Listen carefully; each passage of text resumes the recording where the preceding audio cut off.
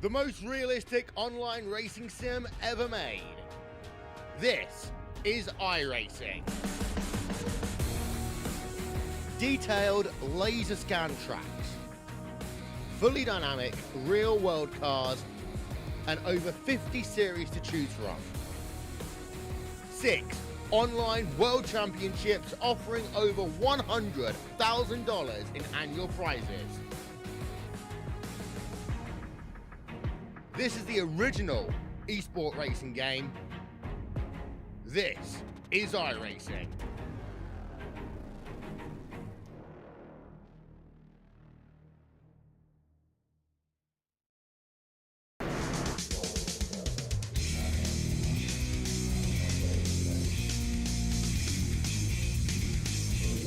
Well, hello, ladies and gentlemen, and welcome to the Turn 3 Racing Network. As tonight we're here with the OP Racing Premier Series. They're at the Daytona International Speedway that has all the bumps, all the glory, and every little bit of nuanced character that you would expect out of a historic Daytona track. Thank you very much for joining me. My name is KR Stolfus, and in the booth with me is none other than the illustrious, the oh so soothing, gosh, I just want to put my fingers in his beard, none other than Al Big Bean Smith. How you doing, Al? I'm doing good. I don't know if I can keep living up to these. They get longer and longer every week, KR. I appreciate it, but I mean, you know, last time we tried putting your fingers in the beard, we broke out COVID. So I don't know if we should want to be doing that still or not. Dude, it was so bad. It was literally, I bought plane tickets and 2 days later everything got shut down. Yeah, I don't know what you did, but it wasn't good. Hey, glad to be here in Daytona though. I spent the day down at the beach. I look like a lobster. That's why you get your shades on up here. It's a beautiful overcast night as we get ready to go with round 2 of the round of 16. And KR last week, Sebastian Marin picked up the win. He is carefree. He's on to the round of 8. That he is, but I'll tell you what, he may not be carefree. He's still got some teammates that he wants to try and get them some solid finishes to the end of the season. 2 of them being in this playoffs, JD Crow and Joey D. And those drivers, he wants to help get them into the next round, and he can do that here at Daytona. This one's going to be an exciting one. As you alluded to early on, they have a lot of drivers here tonight, and all of them trying to vie for that win. Some of them a little bit more on the line. You'll see them with the green spoilers and the green name tags. Those are your chase drivers, KR. But tonight, this race, the Bumpy Daytona. Make sure you put your dentures in with a little bit of Fix-A-Dent, or they are going to rattle loose around this 2.5 mile speedway. Man, I'll tell you what, I don't want my dentures to rattle loose. That'd be I don't have dentures, so I really don't want them to rattle loose. That would not be good, would it? No. All right, so let's get back into it. Already Sebastian Marin on pole. Sean Stevens in the 27 has a great qualifying time. He finds himself in second for the moment. Mark Mann coming in third place as they are kicking off these qualifying times. Drivers rolling in, posting up these times. Hunter Reynolds in the 26 on the speedway. His father, Jimmy, already qualified. Jimmy finds himself in the top 5 for the moment. Yeah, he's at fifth right now with a 50.697. Your pole speed by Sebastian Marin is a 50.629. Joe DellaVecchia going to jump into that number 2 spot. Is a 26. Hunter Reynolds enters turn number 3. We'll see how he will post the lap time. Going up to third quick. How about the 25 of Kevin Freeze? He is in that third spot as Hunter Reynolds will cross through the tri-oval. Unlike last week, right dead center of that tri-oval is the start finish line, and Hunter Reynolds is going to go 6 quick, Roger, with that Reynolds wrap Ford Mustang. Someone's going to get a dock and pay, but right now the 62 of Les Levy on the track. He is currently battling that car on his warm-up as he comes around and takes his green flag. Les Levy on the clock. Andy Brigante 15th spot right now. Alex Green in 16th. Your chase contending drivers highlighted in green on the left-hand side. This 62, well, he's from Checkered Flag Motorsports, and I'm telling you, you got to watch out for these guys in the playoffs. If they don't make it into the playoffs, it becomes their mission to spoil it for someone who is in there, and none of the Checkered Flag guys got in. So all four of them have one mission, and that is to make it difficult for all of the playoff drivers.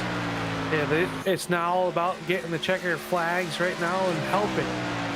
Maybe some friends that are maybe an associate to the teams there, to the Checkered Flag Motorsports. We'll see.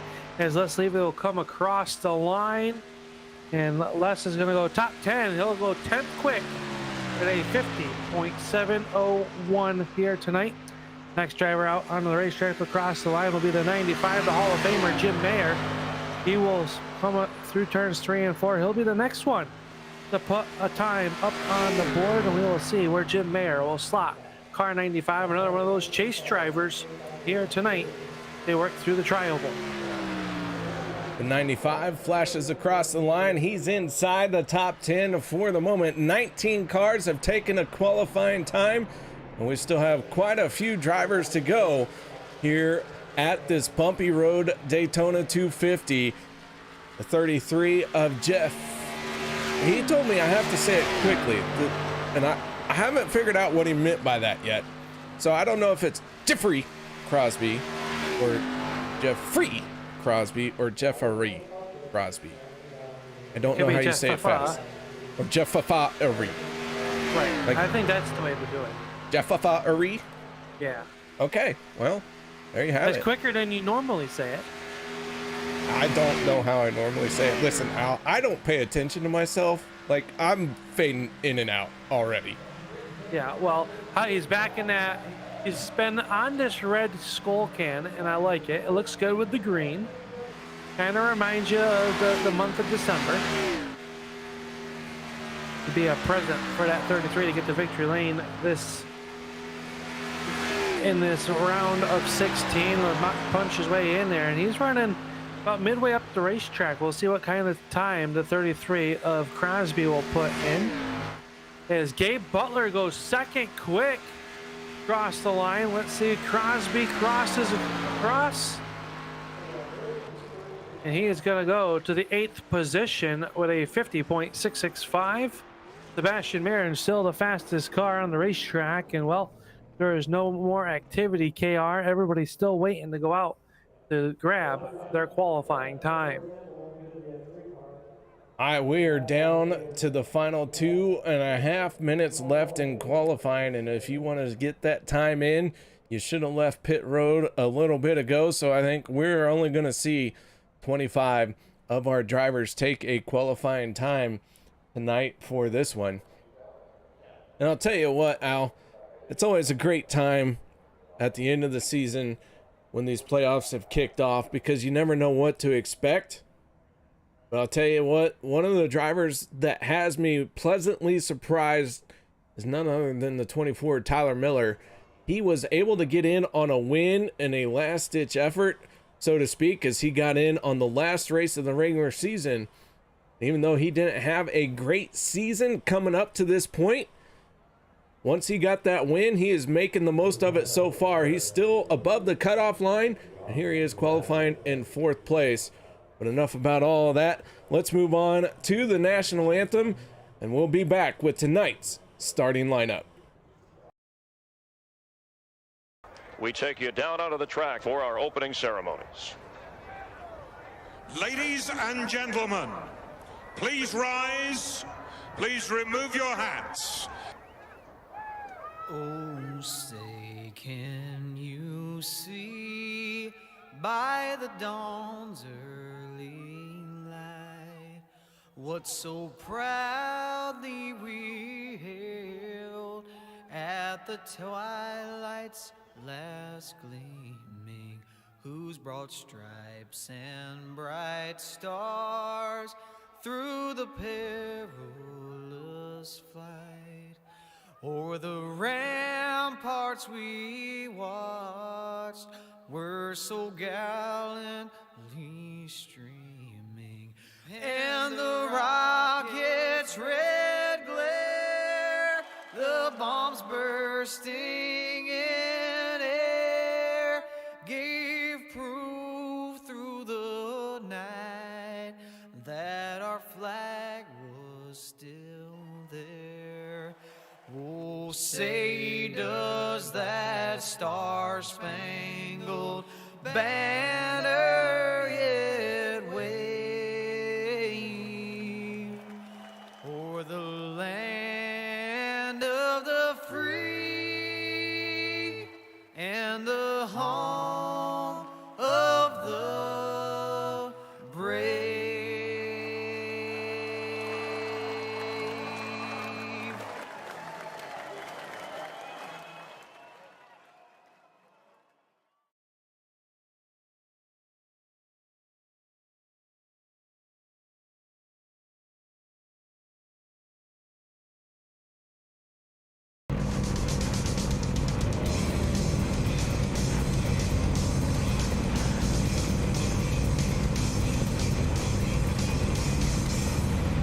Welcome back, ladies and gentlemen, to the old Daytona, the old bumpy one, the one where you got to put your elbows up. As promised, the drivers are taking to the grid to get ready for tonight's 250-mile race. So let's get right into our starting lineup for this one. On the inside of row number 1, even though he picked up the win last week, made it into the next round of the playoffs. He says, I'm not done yet. He puts it on pole. That is Sebastian Marin with a 50.629 horse qualifying effort. On his outside, another hard charger. That is the 88 of Gabe Butler. Row number 2 will be the 052 of Joey D. On his outside, the 24 of Tyler Miller. Row number 3, the first non-championship contender, that is Kevin Fritsch, who is out to prove everybody wrong. And the 7 of Josh Milam completes row number 3. Row 4 will be the 27 of Sean Stevens. To his outside, that is the 33 of Jeffery Crosby Jr. Row number 5, Dave Hunt in the 53. On his outside, well, that's Mark Mann. Starting on the inside of row number 6 for Fuel Sim Racing, it's car number 26. It is Hunter Reynolds. Outside of him, out of the Alliance Motorsports camp, it's car number 95, elected into the Hall of Fame this season. This is Jim Maier. Dak Workman will roll off in the 13th spot, and his dancing partner to the outside, it's the Dark Knight, Jimmy Reynolds. Travis Elliott will roll off 15th, and outside of him, the ARC Racing entry. Car number 8, this is Codie Ober. Les Levy and Eric Laurie will make up row number 9. And in the 10th row, we'll find the gobstopper himself, Daniel Holloway, and Peter DeBorja in the Meteor Racing number 40 will roll off 20th. Zach Fritsch in the 12 on the inside of row number 11. To his outside, well, that is none other than J.D. Crow. Row number 12 will be Dustin Barber in the 6. And Andy Bergante in the 13 starts on the outside of row 12. Row 13 will be Alex Green in the 3 and the 4 of Rick Siebrands as we start with the drivers who did not take a qualifying time. Cody Eldred and David Overstreet in row 14, and row 15 will be Jared Forbes, Jeremy Funk, and our final row here tonight will be David Booth and Anthony English. And so 2 drivers who missed the call to the grid, that is Sean Stevens and Anthony English. We'll see what's going to happen here with those 2 as they make their way through 3 and 4. Let's take a quick look at our race info. As we are at race 2 in this round of 16. 2 races remain to figure out who our top 8 are going to be. Sebastian Marin punched through last week, but every other driver is going to be thinking about points, because they are very important, including at stages. Of course, we have one fast repair here at Daytona as they take to the green flag the 23 of Sebastian Marin, on the throttle as he leads the 88 of Gabe Butler into turn number 1. Al? That they do, and down in the turn number 1, even rows at 2. Just like we saw him on pace laps as they enter turn 1 for the first time.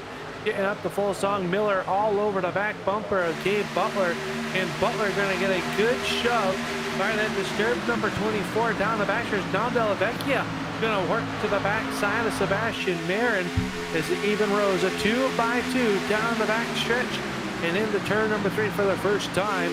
Butler with a nose out front, but here comes the inside line getting pulled right around that yellow line. Coming off turn number 4 to put lap number 1 into the books. Looks like Sebastian Marin may lead this one to enter the trial for the first time. And, well, KR, I want to go back there to Dan Holloway in the 21. I went out last week, bought some gobstoppers because we had that gobstopper sponsorship on that car for 2 weeks. Now this week, he's in that Reese's number 21, and boy, do I love Reese's. Oh, my. Well, there you go. Now you're going to have to go buy you some of those. I got some of those in the freezer, don't worry. Oh, good. Okay. Well, I wasn't too worried, but a little worried. All right. As long as I don't want you to be too worried there, you know, so. We want to give a shout out to Miss Mara Clark. How you doing, Mara? Thank you very much for chiming in tonight. Hope everything turns out great for your favorite driver here tonight. As they make their way around the super speedway, the 88 of Gabe Butler out in front. And these cars have remained side by side, and we're going to see a lot of that all night long. Up until it's about time to take a pit stop when they decide to get single file. And now, we're going to see drivers on pit road anywhere from about lap 6, 7, all the way to about lap 18. Absolutely, and I was just noticing, I was looking for the 53 of Dave Hunt. He's in new livery here tonight in that 53, the Buckwild Racing entry. And orange and the black and silver or gray camo, sharp-looking race car for Mr. Hunt. He goes up, goes under the radar, camouflaged in there with new colors on that car, and looks good. As he works down here into turn number 1, he is about the 6th car in line on that inside line. And right now, the tires starting to give up, the fuel load get a little bit light. We're going to start seeing these cars dance around, but we got a new player up at the front of the field, about the 7 of Josh Milam. Started back in the 6th position, has worked his way up to the front here. He's got a push by the 04 of Mark Mann. Gabe Butler and Sebastian Marin are falling back through the field very quickly here. They lost quite a bit of ground in about a lap and a half. The 33 of Jeff Crosby on the inside lane being pushed by the 24 of Tyler Miller. Stage 1 going in at the completion of lap 25. We expect these guys to be able to get about 17 to 18 laps max on their fuel load. And so we will see them come down pit road anytime that fuel window opens. Some drivers will come down as soon as it opens. Other drivers will try and stretch this out and maybe catch that caution to maybe put a few drivers a lap down. Did that absolutely happen as they work around the corner here, and they're still 2x2, and it's interesting, as soon as someone gets to that lead, they drop down. But it looks like the middle lane is where you want to be right now. Mark Mann got a push there. Now he'll drop to the inside, and here comes Maier in that 95 car.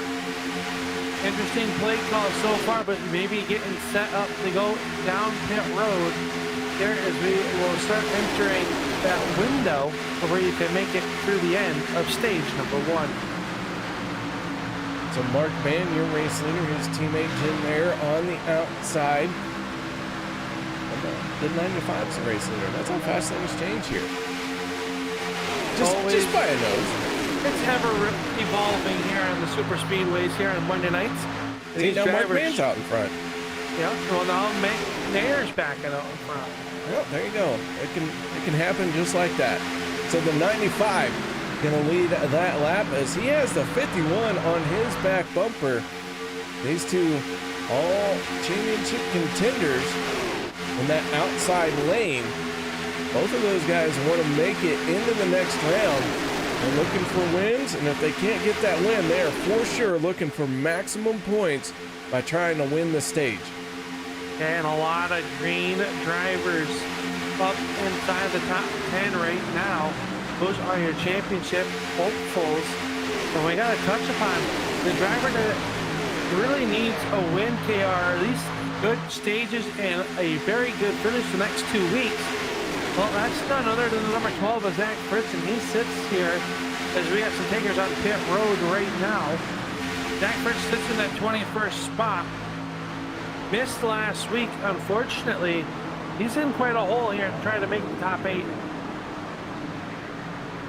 Yeah, Zach Fritsch, who missed last week, does have a bit of a hole to dig out of, but he's not the only one. I don't know if you've seen it or not, or paid attention, or been able to catch on. There is no 63 out there tonight. Logan Helton, I believe, is at a graduation party tonight, and so he is unable to make it. First of all, we do want to say congratulations to him for that. And man, we look forward to seeing you next week, and you better believe when he gets back out on track next week, he has one goal, and that is to win. Absolutely, as we got some more takers down here on pit road being led by the 7 of Josh Milam. That will put Travis Elliott as your race leader. And that Reese's car is coming to the top. Dan Holloway getting a good push by JD Crow in that number 2 automobile. These drivers in this main pack have not been down pit road yet. I assume within the next few laps we will see them come down pit road. It's always interesting to see the different pit strategy week in and week out here, especially knowing that you have to come down. If they cannot make it, that inside line will peel off now. So just like that, we have, what, about 7 cars that have yet to come down pit road, KR. We'll expect to see them within the next lap or 2.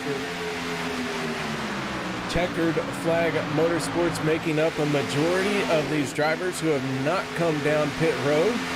That is David Overstreet, Les Levy, David Booth, Jeremy Funk, who is working with them, and Jared Forbes. All did not come down pit road, and then you can throw in the 2 of JD Crow and the 21 of Daniel Holloway.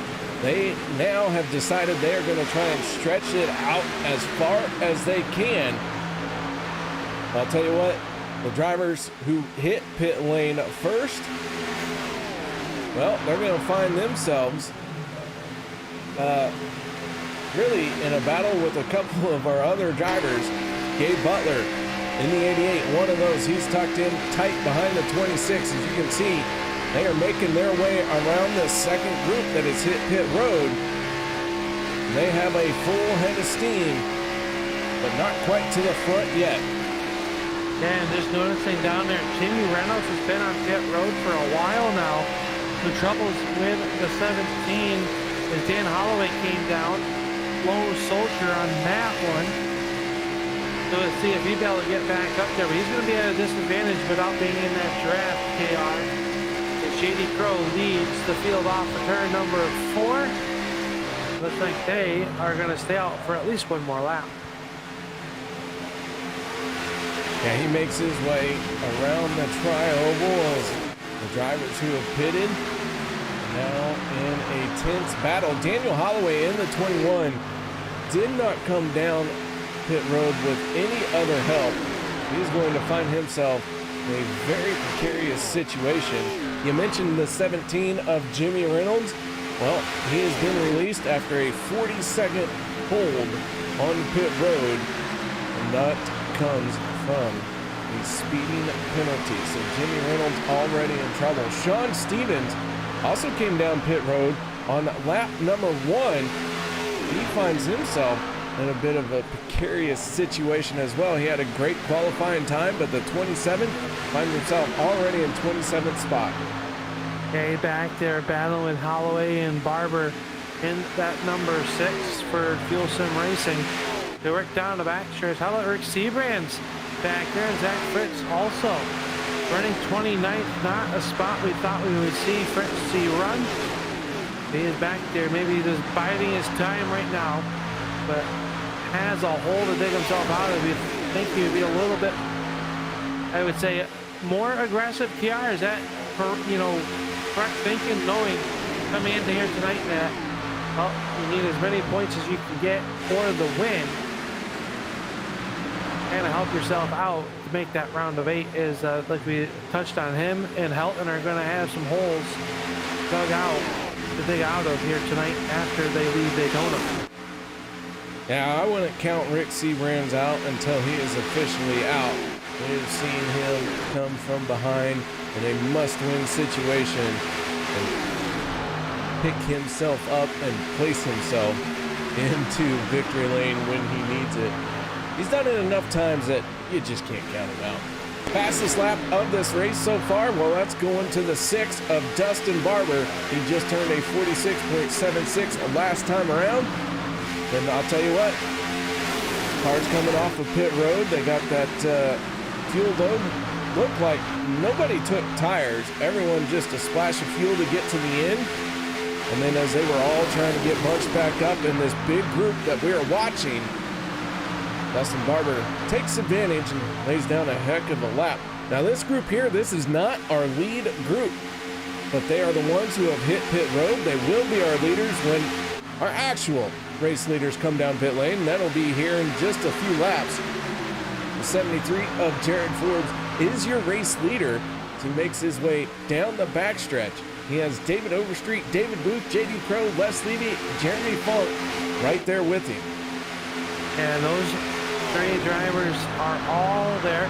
Andy Brigante is going to be down 1 lap to your race leader as he's involved with that lead draft as well. So I believe he will stay out on the racetrack when these drivers come down pit road. And he would get that lap back, which is a good thing for Jimmy Reynolds, which if he can stay the only car any laps down, he would get at least 1 free pass. And then that would put him 1 lap to careers as Reynolds, for your fans out there, is 2 laps down after that speeding penalty here early on in stage number 1. And well, yeah, I think these guys are really stretching. I think 17, 18 laps is about the max of what you can go on a tank of fuel, and they are closing in on that number. That they are, but the yellow flag is going to come out. We have a big time issue with the drivers in the middle of the pack. Codie Ober involved, Daniel Holloway, several cars getting a piece of it. Let's take a look and see here if I can catch what happened to bring out this yellow flag. Let's go off the nose of the 8 of Codie Ober. We're working our way through turns 3 and 4 off of turn number 4. Everyone heading into the trioval, things looking nice, neat, and then it all goes wrong. Gabe Butler into the wall, Daniel Holloway comes down, clips the 8. And the 8 goes for a quick spin. He's able to save it. It's a nice job getting it righted.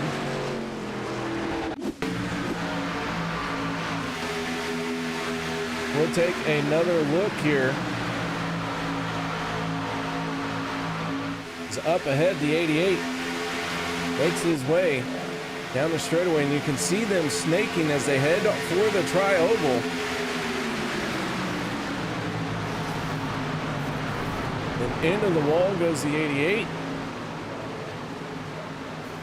Multiple cars getting involved. Jim Maier in the 95 goes for a spin. Zach Workman, Daniel Holloway. Quite a few torn up race cars once again, Al.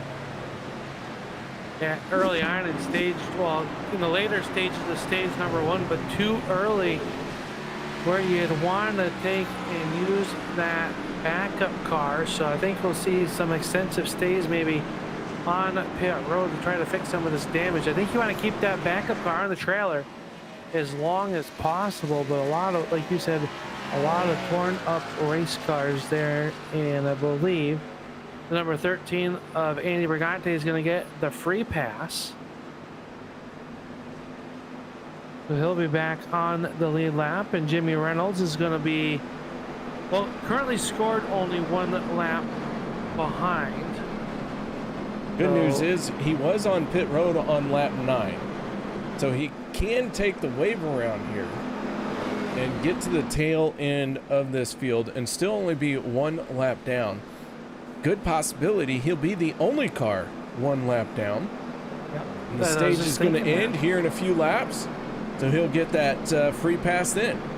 Yeah, can never keep out the 17, a very fast driver, not having the season that he would have liked to have this season, but out there and gonna do his part. I like the paint scheme, very sharp looking number 17. How about Mark Mann leading this one after that round of pit stops? And yeah, Mark Mann in the 04 out in front. remember what he did early on this season, back-to-back wins. We know that Batman can put it in victory lane. There goes the 17 around the pace car, so Jimmy Reynolds going to catch up to the tail end of this field. Long way around, but we're going to stack them up side by side, 2 by 2. The ants go marching into turn number 1. Hopefully it's wide open. We're going to have about a 6-lap shootout to end stage number 1. I think things might get a little bit wild here, KR. What do you think the odds of that? I'll tell you what, the points are so important that I think if you're below the cutoff line, if you're Rick Siebrands, Hunter Reynolds, Gabe Butler, Mark Mann, Codie Ober, Joey D, or Jeff Crosby, Zach Fritsch, mentioning all these drivers, not even showing you what we're talking about, but there you go. If you're below that cutoff line, things aren't necessarily desperate for you just yet, but you don't want to let them get desperate. Why don't you try and go out and win this stage, get you some extra bonus points, go for stage number 2, then you got you some room to move.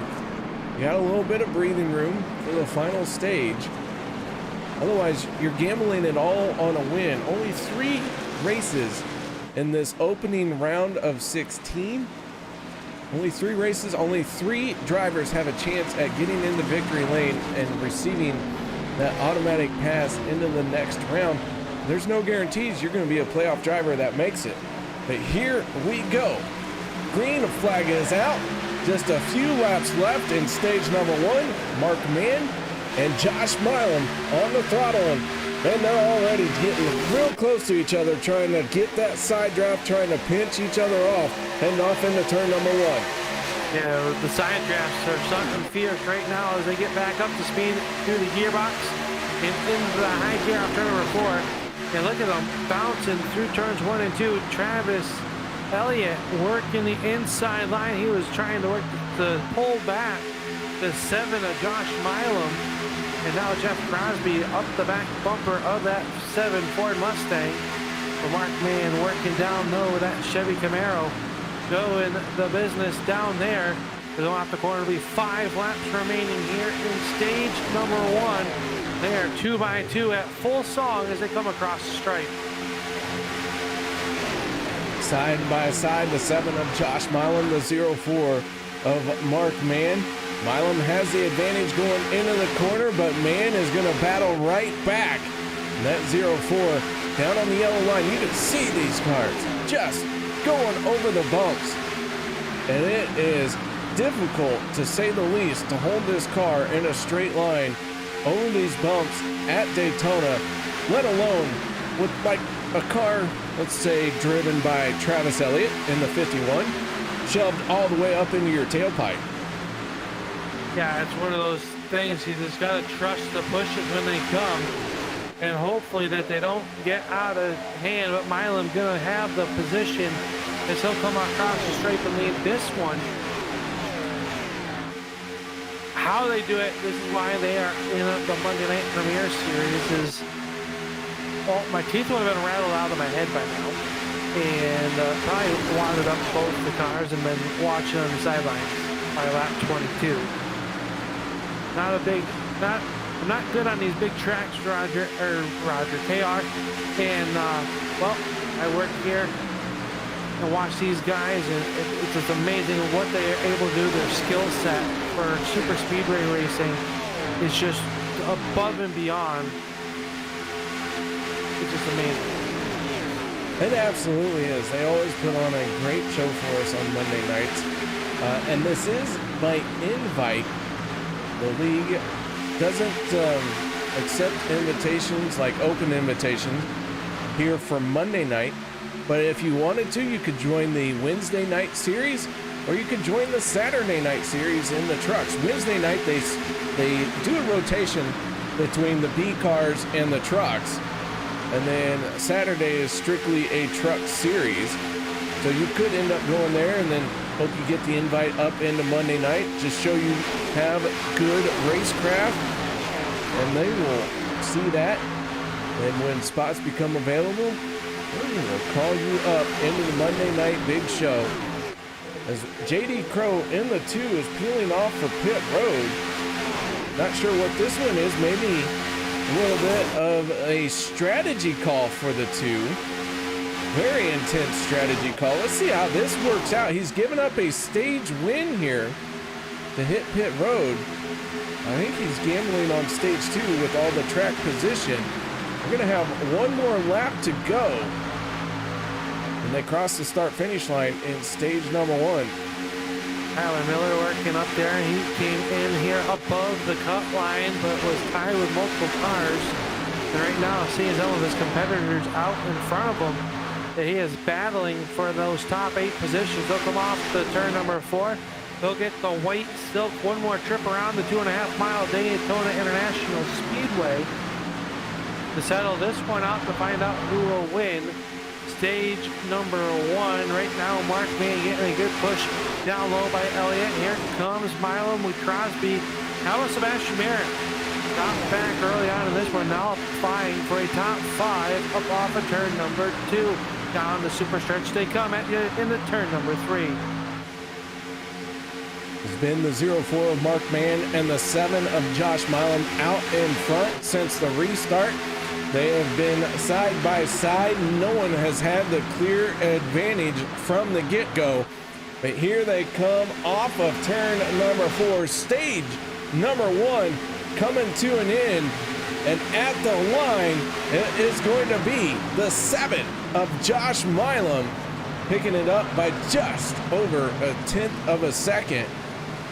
What an outstanding stage that was for the 7 of Josh Milam and the 04 of Mark Mann. And I'll tell you what, you look at our championship contenders, and we had 7 in the top 10. And 7 of those were your top 7 cars, I do believe. We'll wait for timing and scoring to update, but we do know unofficially the 7 of Josh Milam, we believe, will be your stage 1 winner, as they all wait up for the iRacing.com pace car. The Honda, I would say it looks like a Hyundai. KR. Hyundai, Lexus, Chevy Cruze. I mean, yeah, something like that. It's one of everything. Yeah, it's one of everything. We'll just call it one of everything. We'll call it the merger. Yeah. What a great stage, though. We had that one big wreck there. Everybody able to get there, and I believe Jimmy Reynolds will get the free pass. That might go to Codie Ober. We will see who is ahead of who. According to scoring, I believe Ober might get the free pass here, KR. We're gonna find out, but on the pit road they come, and race control confirming 7 of Josh Milam is our stage winner. So on the pit road, let's see who's gonna take fuel only. I see Jax going underneath the cars for right side tires, and Milam down and away, and he is going to win the race off of pit road as well. So the 7 picks up the stage win and is able to hold on to that lead throughout this pit stop. So let's fire him up and see if we can get a word in with our stage 1 winner. Josh Milam with KR in the booth. You got a copy? I got a copy, man. What's up? Oh man, great news. I have some dollar bills we need to copy. Thank you so much for volunteering. What about? I need some of those dollar bills myself. Sweet. Well, man, congratulations on stage 1. Good job out there. You and Mark Mann took the lead on that restart, and you both battled side by side. Tell us a little bit about that battle with him. Oh, yeah. I'm not sure, but I think I know Mark's intentions of taking the inside. He probably knew I had a very good chance to stay in on the top side, whether I got clear or not, so he's probably guaranteed P2.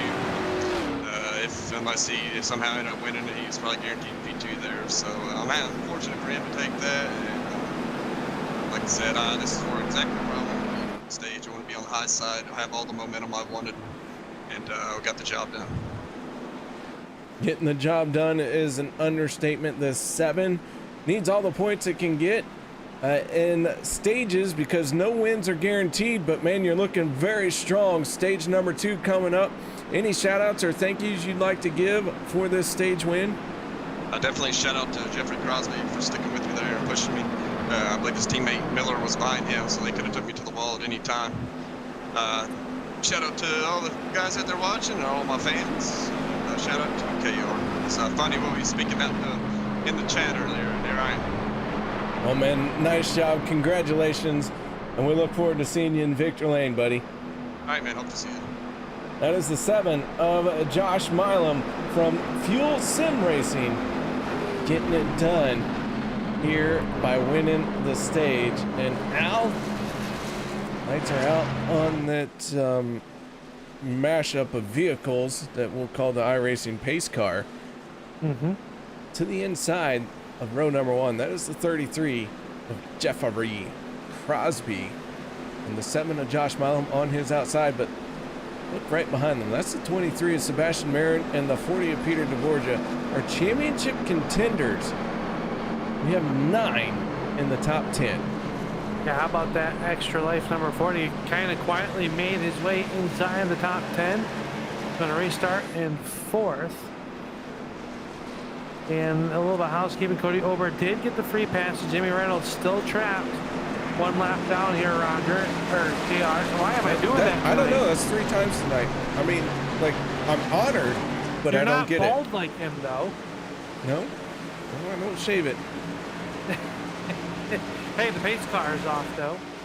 Maybe it'll bring me some of my the common sense up here. Green flag is back up, and Crosby gonna jump back onto the gas pedal. Milam down low as well, or on the outside. Stewart down here in the turn number 1. Stage number 2 underway, racing to lap 50. Down here, 2 turns, 1 and 2 right on the yellow line. That'll be Crosby. Getting pushed, a great push for the 23 of Marin. Marin went to Victor Lane last week at the Talladega Superspeedway. And would love. Here's the thing that he can do there, KR.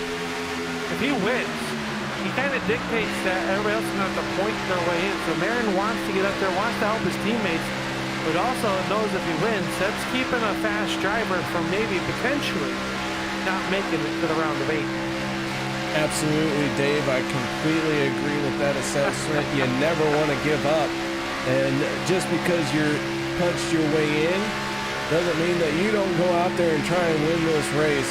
Because even if you did win, now you are keeping somebody behind who you consider a threat. Or you get out there and you push your teammate to the front, and if something happens to him, and you go get it, and that could be the difference from your teammate making it or not. Absolutely, they go 3 wide down to that stretch here in the turn number 3, and now it looks like the number 40 of DeBorja gonna slide back in front of the 7 of Milam. Crosby is washing up the racetrack off of the corners.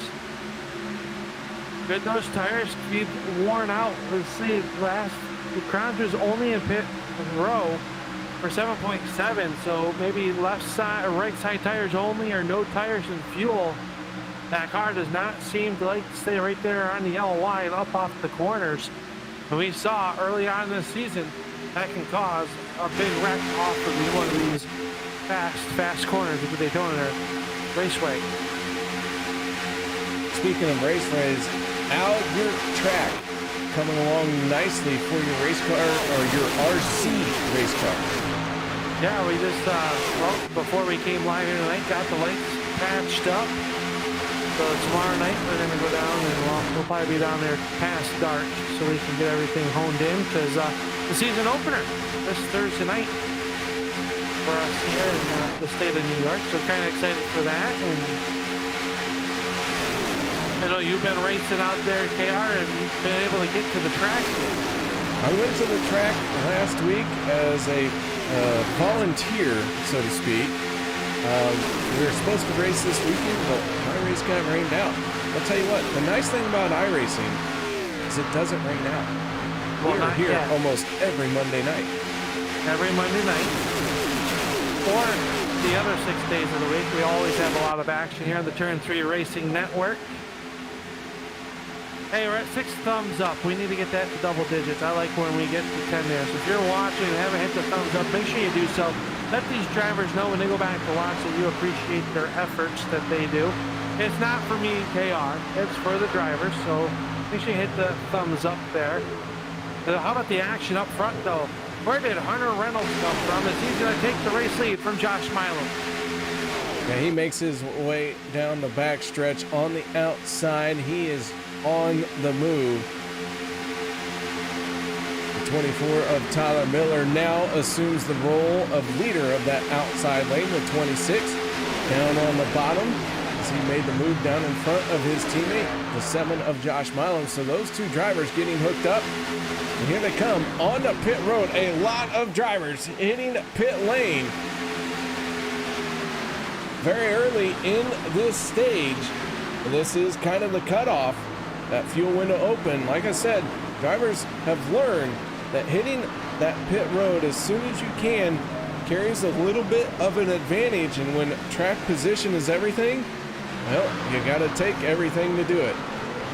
Absolutely, you have to do that. As now your race leader is Miller in that number 24. Won the last race in what we would consider a walk-off moment to get into the championship. And KR, you made the mention of it, making the most out of the championship hope here is now 3 more cars. Miller, DellaVecchia, and Crosby peel off the racing surface. Here comes the 88 Gabe Butler. He'll be a part of this 4-car down pit road.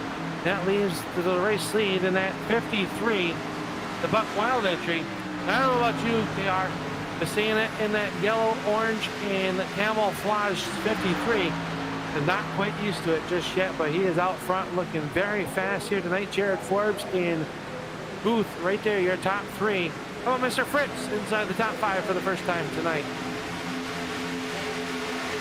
So Zach Fritsch, who is trying to come back from missing last week, finds himself working his way forward as we are in the midst of a green flag pit stop cycle. Daniel Holloway, I'm sorry, that is Dave Hunt in the 53, peels off for pit road all alone. And he is going to find himself on a very empty pit road, but maybe not necessarily where he wants to be. As the 73 of Jared Forbes takes over the race lead once again. He led during our last green flag pit stop cycle. Here he is out in front. He has the 77 of David Booth pushing on his back bumper. Zach Fritsch in the 12 trying to close up to the back of the 77. The 46 of David Overstreet on the high side with Daniel Holloway in the 21. They are making their way to the start-finish line. 46 of Overstreet going to lead that lap. And Al, I don't know if you've seen this or not, but the 63 of Logan Helton has made his way out onto the speedway. And I believe the 63 here is going to do one lap to try and get some points. And then he has got to pull off and get back to his business. How about the dedication from this young kid? That he is stepping away from whatever he has going on. Like I said, I believe it's his graduation. He's told everyone at the party, hold on guys, I gotta go do a lap real quick. Gotta do a lap, gotta make sure I get those points and get, you know, a lap in here. Or maybe the party's over with. Maybe he's gonna come out here and, well, try to get some laps. Maybe we're not quite past halfway. He's only 36 laps in the arrears.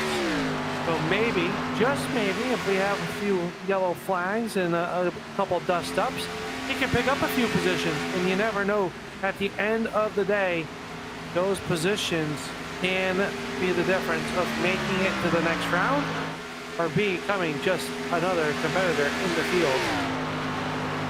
Well, the 63 is on track. We're going to see when he's going to peel off. But David Overstreet in the 46 is your race leader. And he is battling with the 21 of Daniel Holloway. Holloway in that Reese's Pieces machine. Al, I haven't heard you eat too many of them yet. But no, they're upstairs in the freezer. That'll be the post-race snack. I had the gobstoppers all ready to go, but keeping me on my toes with his snacks, the sponsorships here.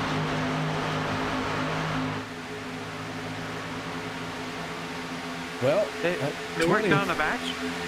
They are in that 21 and the 46. Wasn't quite sure how things were going to work out there, so I held my breath for a moment. In the 21 and the 46. Now everyone getting single file in this group as we're working lap 39 of 100. No one peeling off for pit road this time. I will say the 63 of Logan Helton has hit pit lane. Looks like maybe he is going to bail out and call it a race. He did get around the 44 of Anthony English. It's currently scored in 32nd place. I don't know if Anthony English is going to be able to make it out tonight. Did not hear what happened to the driver of the 44. So Logan Helton maybe not going to finish last, and all he had to do was just under 2 laps. Yeah, everything was hush-hush in the garage area with regards to the number 44 of English. Meanwhile, up at the front of the field, it is still Holloway showing away. They have single filed it out. And they have 12 cars in this pack right here. They have not been down pit road since lap number 27. So a few drivers out there still waiting to come down pit road. With just 10 laps remaining here in stage number 2. I don't believe they can make it the full 25 laps. I know we had a lap or two of yellow flag after they come down pit road. That's a long way to try to stretch it on fuel. Long way stretched on fuel is not always a bad thing. It just makes it an interesting strategy call. How everything is going to work, you don't know until the checkered flag falls. Al, how many times have we tried to call something? Next thing you know, whatever we said ended up being the exact opposite of what happened. I mean, almost weekly. So we will see what happens. I'm not going to make any calls. That's why I'm not a crew chief. But these drivers seem to be racing well together, all in line. Making it a little bit quicker. They are about 17 seconds. This first pack of 9 cars in front of the second set of 3 drivers that have yet to come down pit road.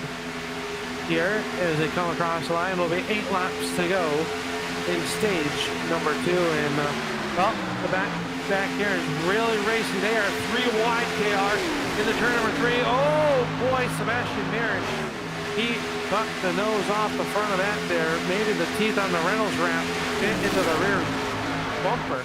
They are still 3 wide. Cars are sideways. Hang on to it, deBorja.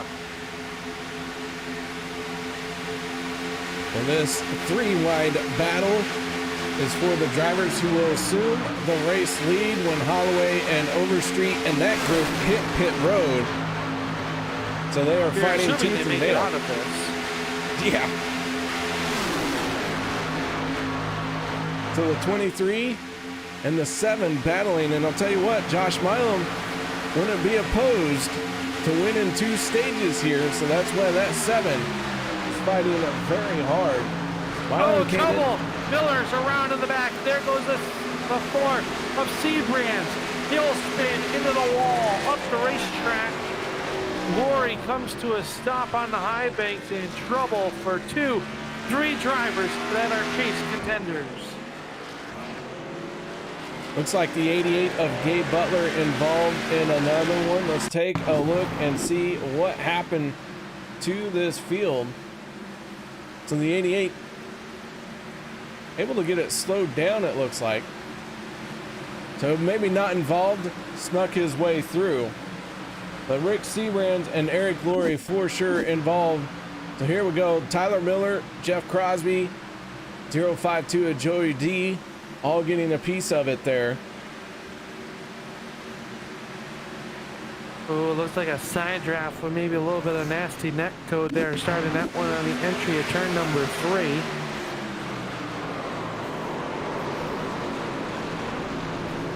Tyler Miller in the 24. Getting away from that one with minimal damage. I think all of our drivers kind of got minimal damage in this one. Now they will have to spend some time on pit road for sure. Man, I'm not seeing hoods blown off. I'm not seeing bent fenders.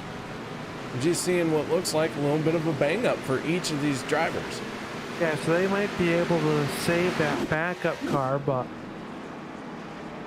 we were talking about how fierce the racing was before that happened, and well, we were talking about how Miller was making the most out of his opportunity here after winning the last race of the regular season.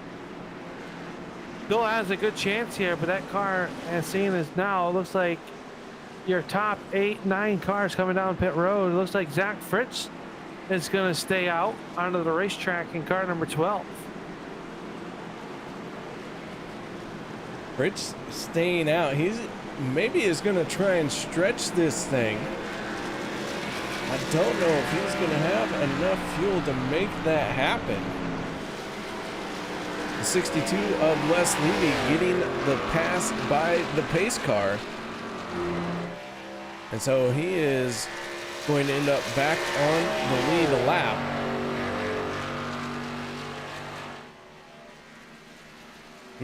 Here we go once again now. Another little shootout to end in the stage when we have Zach Fritsch, who has not hit pit road. Yeah, interesting to see if he is able to clutch it, turn it off, save enough fuel. Or will you run out of fuel in front of the pack? Always questionable here. Well, they saved a little bit at the beginning of the stage. Fritsch was last on pit road, lap 27. So he might be able to make it here with this yellow flag. It's going to be very close. Remember, the rules state that you have to make it back to pit road once the yellow flag comes out. The end the stage, be credited with the win without any assistance from anybody. You got to keep that in the back of your mind as well.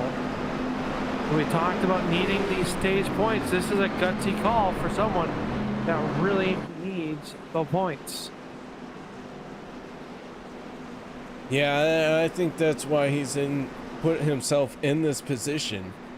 He missed last week, and so now he needs to accumulate all the points he can, and a stage win is a good way to get some extra bonus points. I'll tell you what, the 12 has some speed as well. Trouble on pit road for the 24. He is out of gas, KR. Tyler Miller on pit road, creeping to the pit stall, hoping to make it there. that car does not seem to be running on its own pace, and he's going to lose a lap here. So trouble, not only being involved in that wreck, now makes it to his pit stall with a 24 going to elect to use the backup car, but seemed to be out of fuel. Yeah, he was crawling that thing into his pit stall, but the 12 is Zach Fritsch down on the bottom lane, already trying to shorten this track up as much as he can. Man, it's going to be interesting to see. He's going to have to go wide open for 3 laps because he is the lead car. And that is going to burn up quite a bit of fuel, so I hope he's got that calculator working and it had fresh batteries in it. Yeah, or the ears are smoking pretty good as he's doing the math in his head, but we will see what happens. We're going to come back to green flag racing. 3 laps of action and stage number 2. We will see what happens here as the field stacks them up 2 by 2. Fritsch and Milam up on the front row. Pace car down to the safe haven of pit road. Green flag is up. We're back underway, and Fritsch and Milam will jump on the accelerator. They both got pushes respectively by the 23 of Milam down low and the 51 of Travis Elliott as they get up into the 4th and high gear, the turn number 1.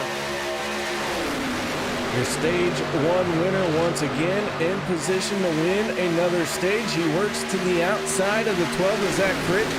Fritsch, who missed last week,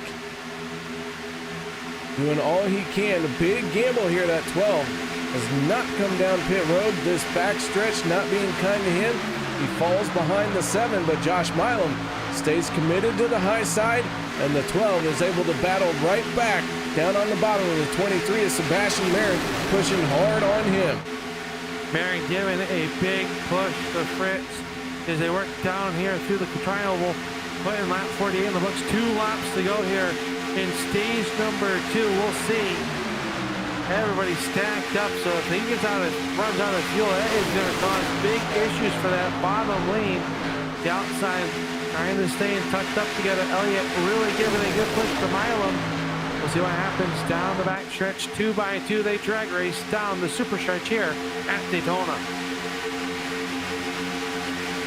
And that 12, big gamble, and we can't wait to find out if he has enough to make it to the end. They're working their way through 3 and 4. This 12 now sees his shot, and he is going to come down pit road. There you go. It disappears just like that. The 7 of Josh Milam takes over the top spot with that outside lane. Sebastian Marin in the 23, the leader, but here comes the 40 of Peter deBorja down to the inside. DeBorja trying to sniff out the win here in stage number 2. He really works the bottom side of the speedway. Side draft and off of turn number 2 down the backstretch. They will flash. Milam still with the nose out front. Elliott runs second as they got it there. But now Milam going to give a good shove to the extra life number 40 of Peter deBorja. They'll draw even. They go 3 wide through turns 3 and 4. Here comes Gabe Butler working the extreme high side of the speedway. Go out the corner. Trouble behind them. A big wreck as they come down to the end of the stage.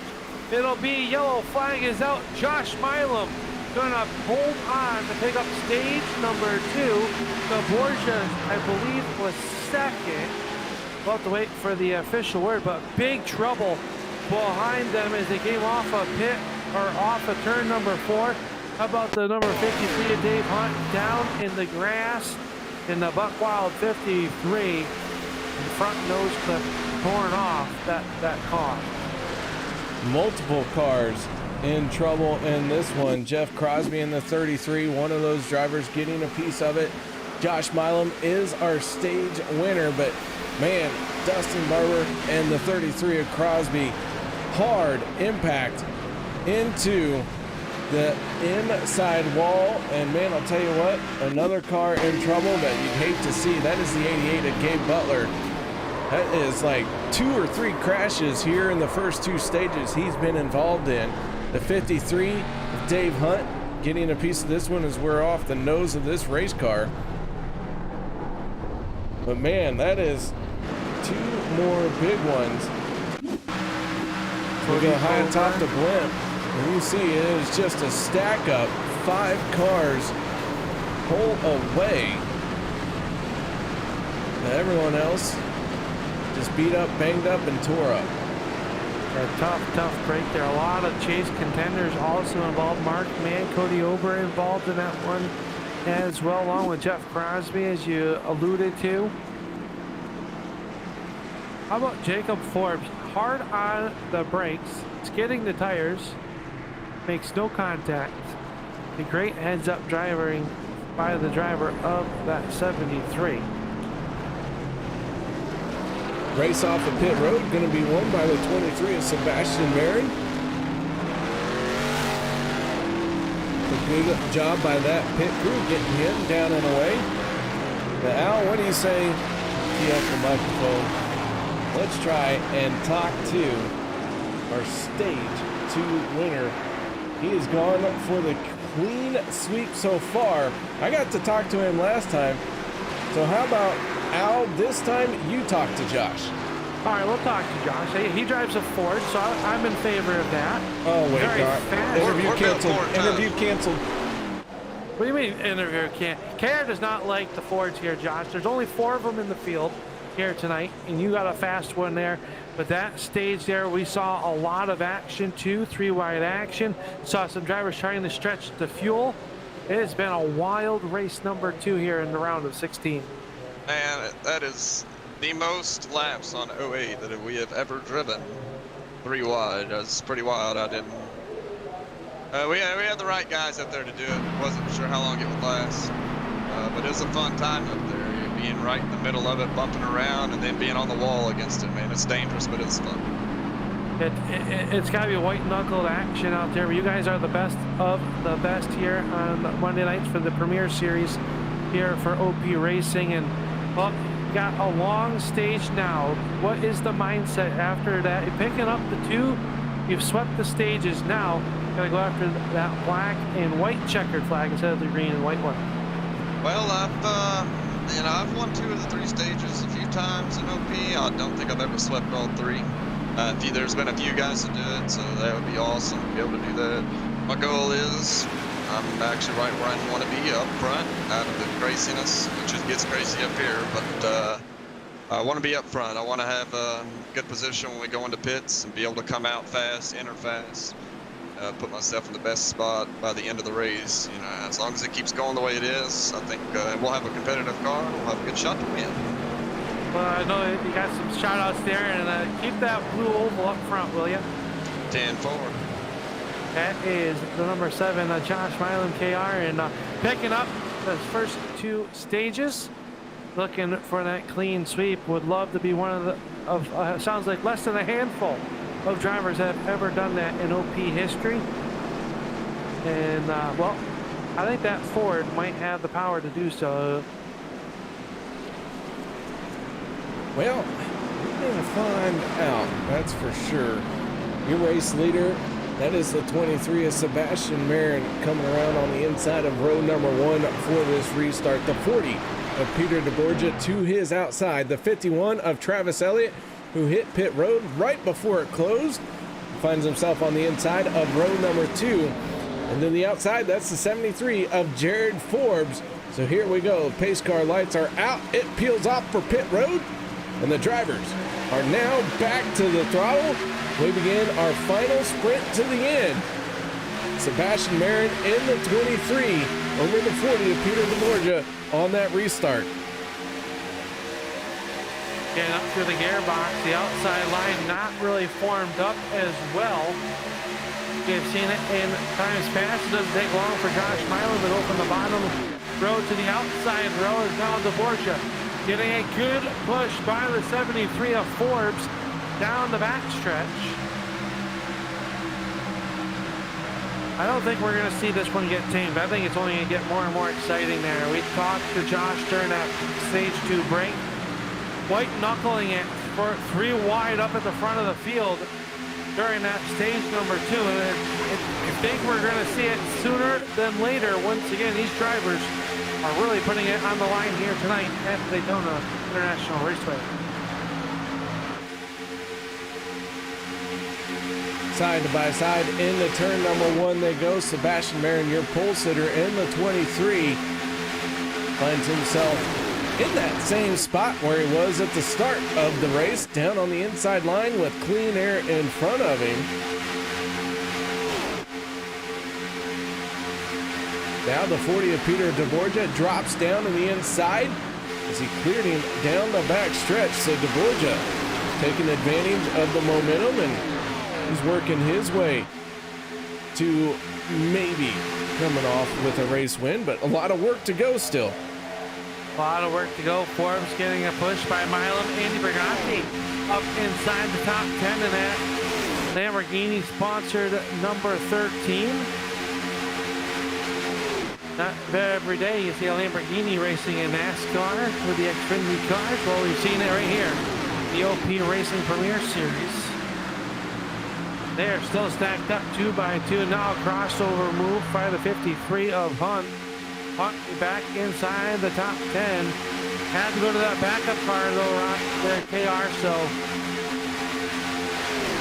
Hunt doing a good job rebounding after being involved in that last wreck. Speaking of cars on the rebound and having to go to backup cars, the 88 of Gabe Butler continues to sit on pit road. That car has been tore up multiple times. Not the kind of night that Gabe Butler wanted to have, as he was looking to try and pick up a win, laid down a great qualifying effort, but now finds himself sitting on pit road. Yeah, Butler came in tonight's racing action before the racing, only 3 points out of the top 8. This is going to take a big hit in his championship hopes. Will have to rebound next week, possibly win a lot of stage points and maybe even a win, depending on how far he can get back out on the racetrack and pick up some spots, possibly. We will have to wait and see here as they cross the line, putting lap 57 into the books, working lap number 58. And we got some new players headed to the front. Codie Eldridge, the 6th, Barber, inside the top 10 for the first time tonight. That they have. Let's take a quick look at one of the drivers who have been up at the front, but now finds himself trying to chase down the pack, and that's going to be hard to do. He is all by himself. That is the 26 of Hunter Reynolds. He doesn't have anyone to work with. He has fallen to 28th place. And man, this is going to be a long haul for this 26. That car looks a little beat up. Does not look super fast. He has already lost the draft, and man, not what the 26 needed. So 2 championship contenders, 3, 4 championship contenders in trouble here. You got Hunter Reynolds, last car on the lead lap. Tyler Miller already 1 lap down. Gabe Butler looking like he is out of this race. And then Logan Helton missing this race. He did get out and turn a lap. So right now he is credited with 32nd place. And this isn't over, and Anthony English may come out and do a lap. We don't know yet. So, man, as good as our championship contenders have been at the front of the field, they have also sprinkled the tail end of this field. Yeah, a lot of tough breaks here tonight at Daytona on the bumpy road 250. And they have hit the bumps in their championship road for sure. As they work here, deBorja still up at the front of this one. Forbes working the outside. Jared Forbes very fast here tonight. Josh Milam working right there behind him, and he's got Brigatti there. So Milam working the outside lane. He's been there all night long. It's been his bread and butter. deBorja working down low with some help from the 23 of Milam. It's always good to see that extra life 40 out in front. For those of you who don't know, Peter deBorja is the one who does our points graphics for us. So we do like to try and support him a little bit. Because of that, he does help this broadcast move along. Outside of that, I don't know. He's mid. He's a good driver to work in the front. There a little bit of damage on that car, it looks like. But nothing is hampering his progress here tonight. Leading a handful of laps so far, making more than that. Is now Josh Milam Back to the lead on the outside line is getting a good push by the 13 of Andy Brigante. The 7, our stage 1 and stage 2 winner, got that shot from the 13, drops down in front of the 73, back to the front he goes. And he has all the momentum on his side for the moment. They're going to finish lap 61 and start lap 62. And that's 13 of Andy Brigante out in front, because here comes the 51 of TJ Elliott, pushing him to the race lead. So now the 13 drops down to the inside. Elliott has the momentum on that high side. We'll see him make some moves down the backstretch. And Gabe Butler back out onto the racetrack after repairs, 9 laps down. Just a little housekeeping about 24 of Miller. Miller ran out of gas, went down a lap on pit road,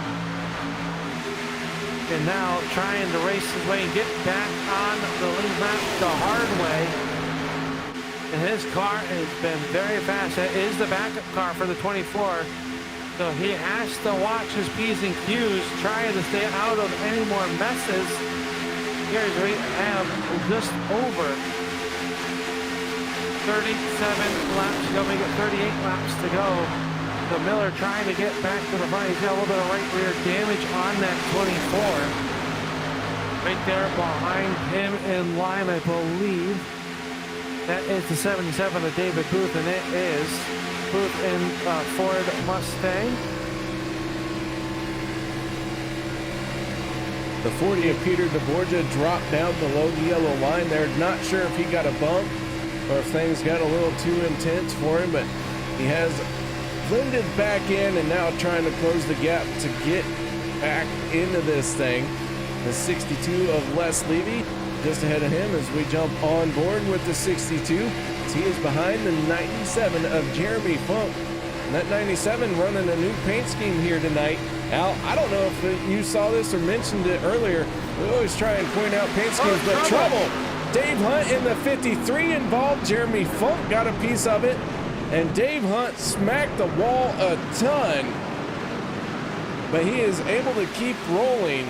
And the caution flag going to come out for this one. Let's take a look and see what happened to bring this one out. Looks like the 6 and the 53 get together. Not 100% sure everything that went down there. Let's back this up just a little bit further this time. And a big checkup. And that is what happened. The 7 involved in the checkup, Dave Hunt, Dustin Barber, big time contact because of it. And the 53 just unloaded all that energy into the outside wall. Yeah, tough break. It's been a rough night for the number 53 of Hunt. And that is extensive right side damage on that race car. That was a hard hit there. That it was. All right, so with that being said, guys, we are going to take a quick break. No one go anywhere. We'll be right back after this.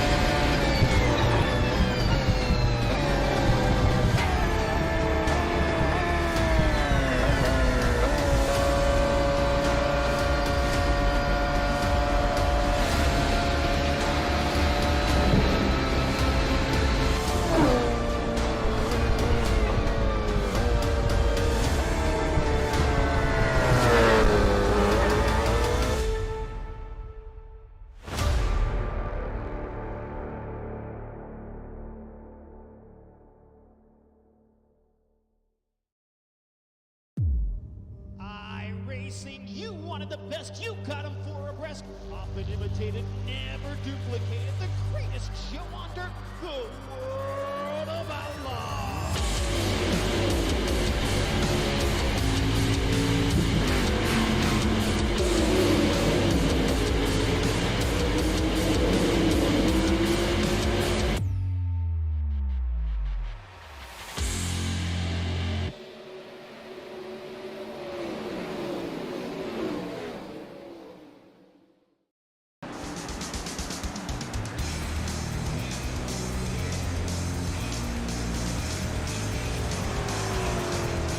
Well, welcome back, ladies and gentlemen, to the Bumpy Road 250 as the OP Racing Premier Series brings you race number 2 in the round of 16.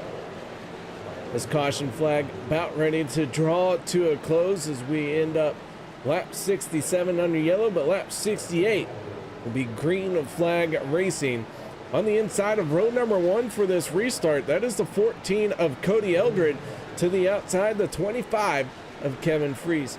On the inside of row number 2, that black number 3 piloted by Alex Green, and the 51 of Travis Elliott for that outside of row 2.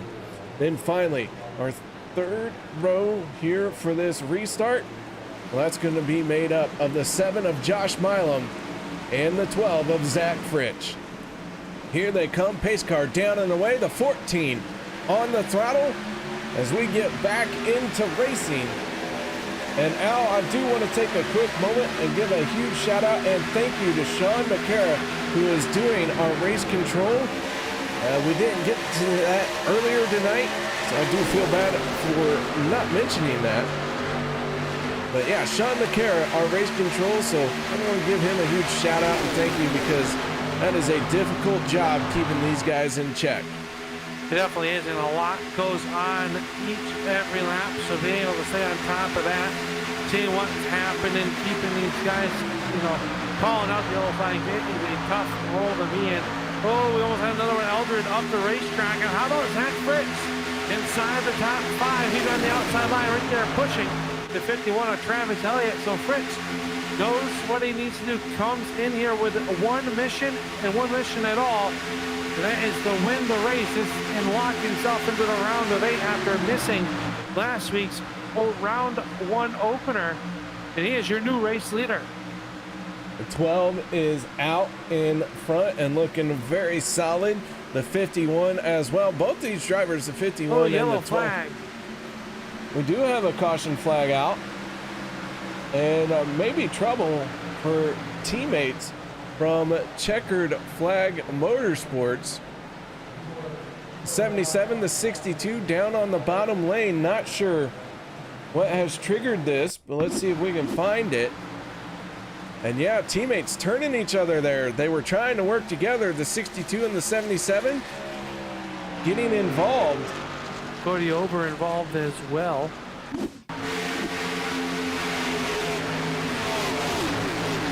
And the 77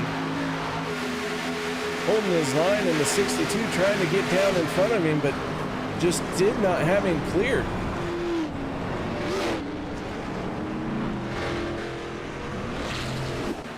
It's a tough break for Checkered Flag Motorsports. Yeah, tough break there, and just came down, just barely gets into the front bumper of the 77 of David Booth. And they both go up the racetrack. JD Crow able to sneak around the outside.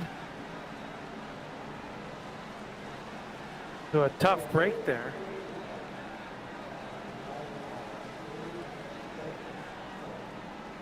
Al, while we have a moment, we can go ahead and point out that Anthony English, Logan Helton, they are out of the race, currently scored 33rd and 32nd.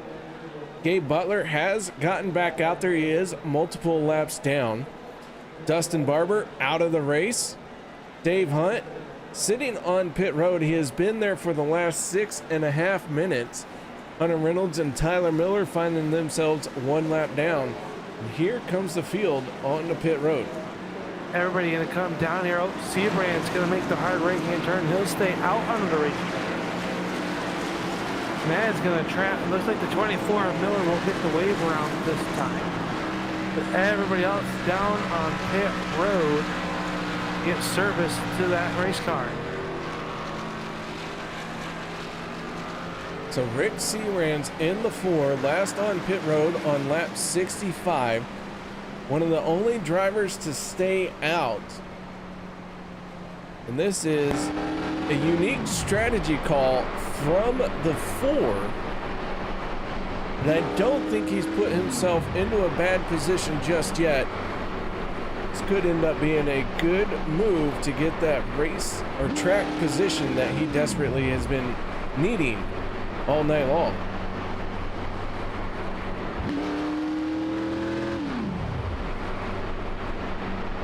This is getting wild. A lot of turns that we did not see coming.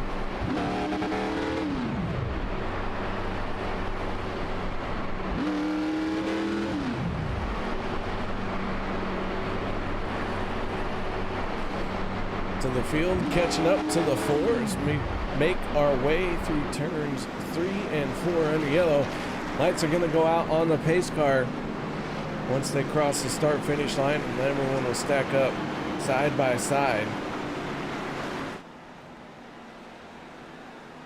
What do you think? We're going to have someone in the chase win here tonight, KR? Or you think it'll be someone outside the top 16, a non-chase driver that spoils the party here tonight at Daytona?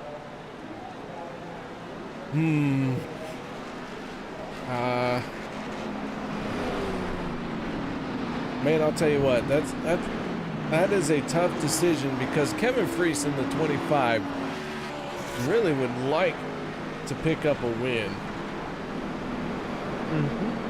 Alex Green in the 3 is right there. I'll tell you what, if Alex Green is able to win this race, it's going to be party central in victory lane. Man, oh man, that's a tough one. That's a tough one. I am going to say, though, it is a chase contender that wins the race. All right. Hey, see who's checking in on the YouTube chat. How about our friend Liberty Fires? Yes, 2 times Liberty. 2, I think that equals 4 boxes and a triangle. The Common Core math, right? Yeah, well, we don't use Common Core math here. It's 2 by 2. The ants go marching. Hurrah, hurrah. There you go. Well, it is always good to see all of the fans of our drivers chime in. If you haven't picked your favorite driver, let us know who it is. We might have a little tidbit for you. If you're a fan of the 44 of Anthony English, the 63 of Logan Helton, the 6 of Dustin Barber, 53 of Dave Hunt, you're not going to like that tidbit we got for you. No. Hey, we are 1 thumbs up away from double digits. I think we can get there. We're at 9K. What do you think? Think they can do it? Oh, probably. All right. I like to see it. Pace car. The other thing I like to see, down on pit road, Rick Siebrands, Zach Fritsch up on the front of this one. They're going to hit the accelerator. And we are back underway here in the Bumpy Road 250. Just over 28 laps to go. Here as they work up into the high gear, they are all shifting into 4th. They are lined up side by side, wheel to wheel, as they work through turns 1 and 2 through the bumps, and it is going to be Siebrands with a good push from the 25 of Fritsch, but now Zach Fritsch with the momentum on the outside. He's got a great pusher behind him, the 51 of Travis Elliott. Down the back stretch, the 4 of Rick Siebrands loses a little bit of ground on the inside, and it is enough to allow the 12 to drop down to that inside lane.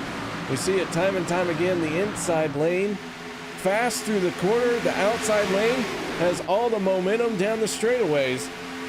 And so here we're seeing it happening live in your face, the 51 and the 12, now the 2 cars battling side by side. Yeah, they are there door to door in the turn 1 and 2. That inside line, well, they'll accordion right back to the front here. How about Jim Maier? He's up on the outside lane. He's pushing the 51 of Elliott. Where did Maier come from? Haven't talked much about the Hall of Famer all night long. Now finds himself inside the top 5 with Joey DellaVecchia. DellaVecchia has had an eventful night here tonight, and he finds himself back up towards the front of this one, vying for a win, coming to 26 laps to go as they cross the stripe. Riding on board with the 95 as he works with the 51.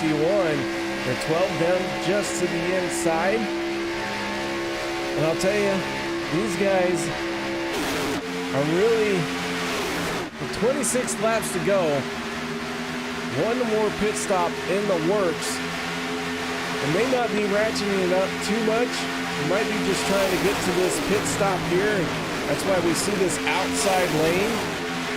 Numbers very small, just 5 cars in the outside lane, everyone else down on the inside. Well, maybe everyone taking this moment to catch their breath before we hit the wild final pit stop and then the sprint to the end. Yeah, how much right now is those drivers on the outside lane, how much are they learning? How much are they trying to say, all right, can I side drive? What kind of run do I get on the outside here? What can I do with said run? When we get to those closing laps here at the end of this one, that's when that knowledge, knowing what the car will do, what it won't do. You have damage from earlier events. Is that affecting how the car drives? There's a lot of learning going on here right before the last and final pit stop, which will come, I assume, somewhere between 18 to 15 laps to go. We'll see drivers back on pit road.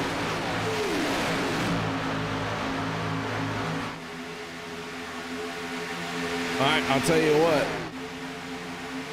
That 51's looking pretty strong. Now I'm going to stand by my decision that a championship contender is going to win this race. If you look at how many of them are in the top 10, once again, it looks like it is 7 championship contenders inside the top 10. And the first 6 drivers on the scoring charts, well, they got green spoilers. That they do in the field. It's flashing down the backstretch. I'm going to have to go with you. I was going to say when I asked that question that I think someone with green on their car, meaning a championship hopeful, was going to win here tonight. That was going to be my guess. Now the odds of those to continue to happen is going to go down after we get into the round of 8, because we're going to take half of the cars that have the green and we're going to take it away. Because we're mean like that. You are mean. But it does make interesting racing. It does. How about Joey DellaVecchia with a little bit of damage on the high life number 052 up on the outside. He's leading the outside lane, being pushed by Jeff Crosby. Crosby's taking a little bit of time to get the Skull Bandit back to the front. Now finds himself vying for the race lead as Jim Maier. It's a good push as he slots down in front of the 51 of Elliott. They are in front of the 12 of Fritsch. Everybody's snaking around. And they are still door to door through the tri-oval. The outside line not giving up, but the numbers are just not there. Looks like everybody's just kind of biding their time, KR, like you said, to get to that last and final pit stop. We go on board with the 21 of Daniel Holloway. He finds himself a little bit down the running order right now in 21st spot. We do find the 04 of Mark Mann just ahead of him. Those two teammates with Alliance Motorsports. And they, I wouldn't count them out. The 04 of Mark Mann and the 21 of Daniel Holloway, they can use some trickery to get to the front. We'll say voodoo, whatever. They'll be at the back, and the next thing you know, they're running up front. The voodoo that you do is coming. I'll tell you what, if Holloway wins, KR, I will buy you a Reese's tomorrow. Save your money. That's going to cost a lot of shipping. Doesn't mean I have to physically buy it. Save your money. I'll just use it for drugs or something. Well, at least you're honest. Well, I'll tell you what, you that mean 21 drugs, you looking mean good. race fuel for the race car, don't you? Oh, yeah. Yeah, race car fuel. Ethanol. I don't know if I'd use it for a drug, but some people do. Hey, Jim Maier still at the front of this one as they've broken out in front of that outside lane. Is starting to get forward to back up. How about the 17? Up there now, Jimmy Reynolds. Remember, he spent most of the first half of this race half laps down. Now inside the top 10, he's bringing a fast driver behind him. Sebastian Marin making his way back towards the top. Got one car going through the grass. That is the 24 of Tyler Miller. He had gotten back on the lead lap, and again, troubles finding that 24 with 20 laps to go. He took a short jaunt through the grass. Masterful job saving that car. Let's take a look and see what happened to the 24. Got a shot from the 13. And rolls back up onto the racetrack and is able to hold on to it. But yeah, great job of holding on to it. How about a new race leader, the 33 of Crosby now drops down. He's got help from DellaVecchia in spot number 2. Codie Eldridge working the outside. Here comes Eldred and Jimmy Reynolds working the outside of the speedway. We're getting close to that pit window. I think we could start to see some cars coming down pit road, and just like that, our first takers, 4 of them coming down pit road. DellaVecchia, Maier, Fritsch, all coming down pit road. Yeah, they have hit pit road, and this will more than likely be our final stops of the night. I think they would have enough to make it through a green-white checker. Not 100% sure, but it is going to be close. It's pretty early. So the 14 of Codie Eldred out in front, and problems, it seems like, for the 4 of Rick Siebrands. As he has an extended time on pit road. Looked like he took 4 tires there. Yeah, something what happened there that was showing there is more takers coming down pit road, and they are really storming it. You do not want to get a pit road penalty at this point, or even involved in a mishap coming to pit road. Everybody going to come down there. That leaves just 7 cars that have yet to come down pit road, and I assume that we should see them this time by, maybe in a couple laps. I would assume that they are going to try to stay close together with what the strategy of it is. They are working lap number 83 with the 17 laps to go. Marin and Reynolds up on the front of this one. Jared Forbes, he's had a fast car all night long. Finds himself third. It'll be interesting to see right now as your top 7. Only one of those drivers are on a championship quest, and that is the 23 of Marin, and he's already punched the ticket. And now Jimmy Reynolds stays out on the racetrack, and he is a lone man there. He's out there with that Ford, missing the call of the pit road there. He's going to be out there like a duck out of water. Yeah, the 17 did not come down pit road, and this is a speedway where you have to have a teammate, you have to have some help. Unfortunately, that is not what the 17 has. He is solo right now. He'll probably hit pit road and end up at the tail end of this field. If not, maybe end up losing a lap. Yeah, something that you do not want to do is now the field working off a turn number 2. Sebastian Marin going to come back out onto the racetrack, but he is going to be swallowed up by Joe DellaVecchia, and that's going to be the pass for the race leaders. Reynolds has made it to pit road. Just like that, DellaVecchia, Maier, Fritsch, and Mann will be your top 4 once it cycles through. And everybody not willing to help the 23 of Sebastian Marin. He is hoping to catch the draft. Is it the 4-car breakaway at the front of the field? Now those 4 cars had broken away. I said something about that 0-4 Mark Mann. He'll come from deep in the field, and you're going to go, where did he come from? Well, he's inside the top 5. He is. Oh.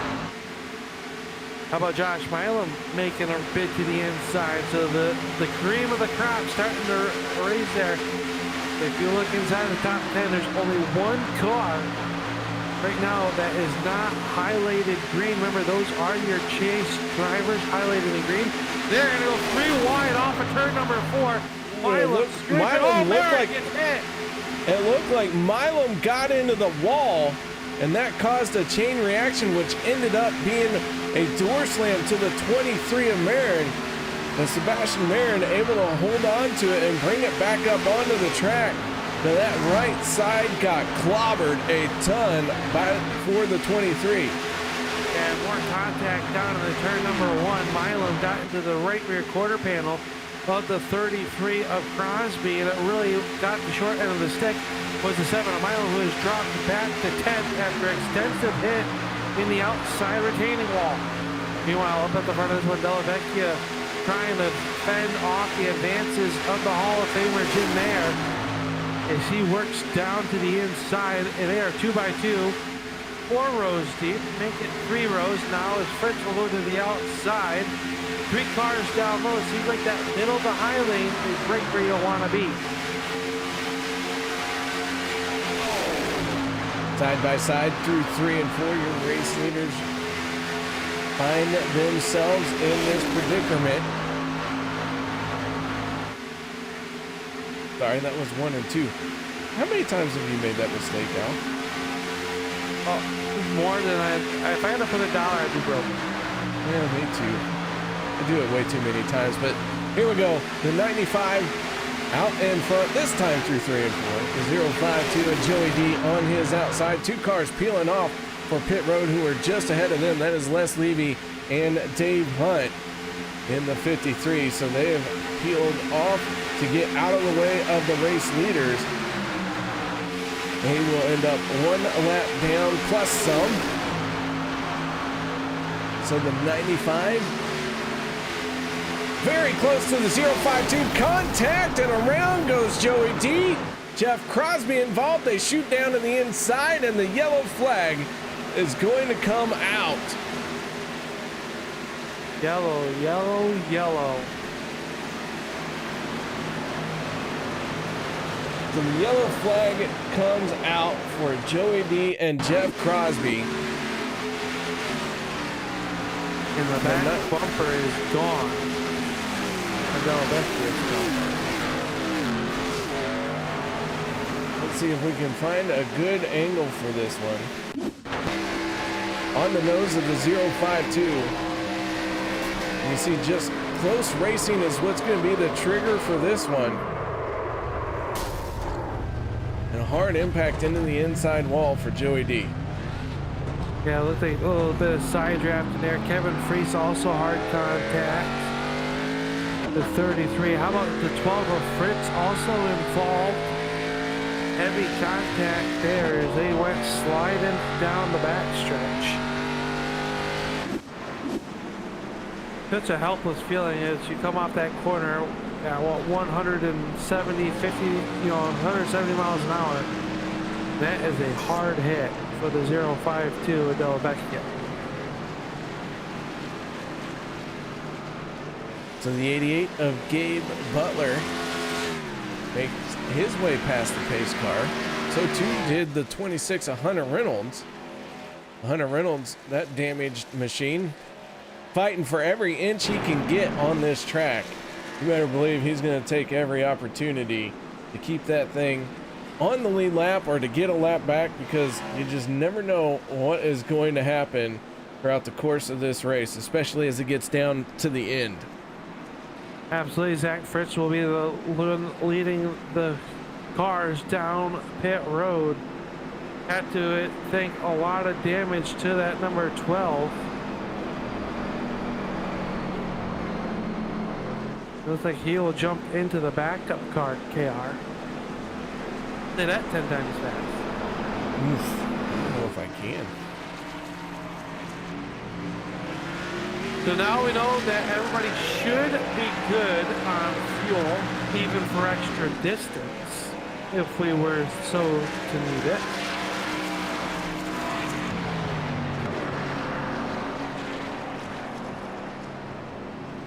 Now we will use 2 attempts at a green-white checkered. So keep that in mind as well. So far, we have not gone into extra laps. We still have 10 laps to go in our regularly scheduled program.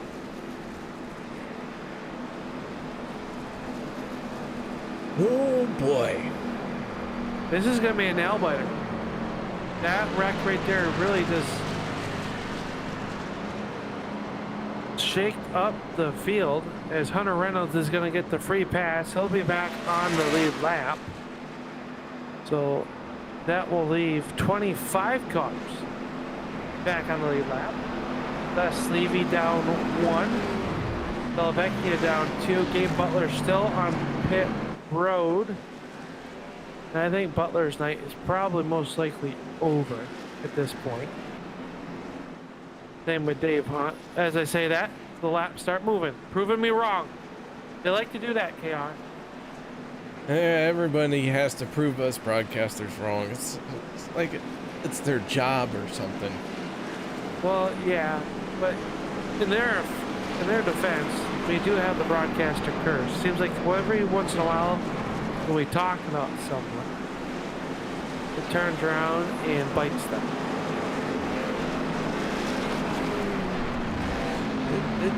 More often than not, it does. Yes. I don't know how it works that way every time, but dang well dang if it don't happen that way. Yeah. Is that why you talk about the drivers in the Ford a lot? You don't like the Fords trying to make that happen? I don't know what you're talking about. It is so much clearer now. I don't understand the subject material. Hey, we're going to have 8 laps to go, though, when the pace car peels off this time. The field getting bunched up behind them. The Jim Maier and Mark Mann on the front row. Mark Mann, a winner here at the Daytona Bumpy Road 250 earlier this season. Not this exact race, but has won here this season. Remember, he went up back-to-back wins. And this is one of the tracks that he won at. Josh Milam was very excited about coming here. Has multiple wins here. Finding himself on the inside of row number 2. Al? Yes.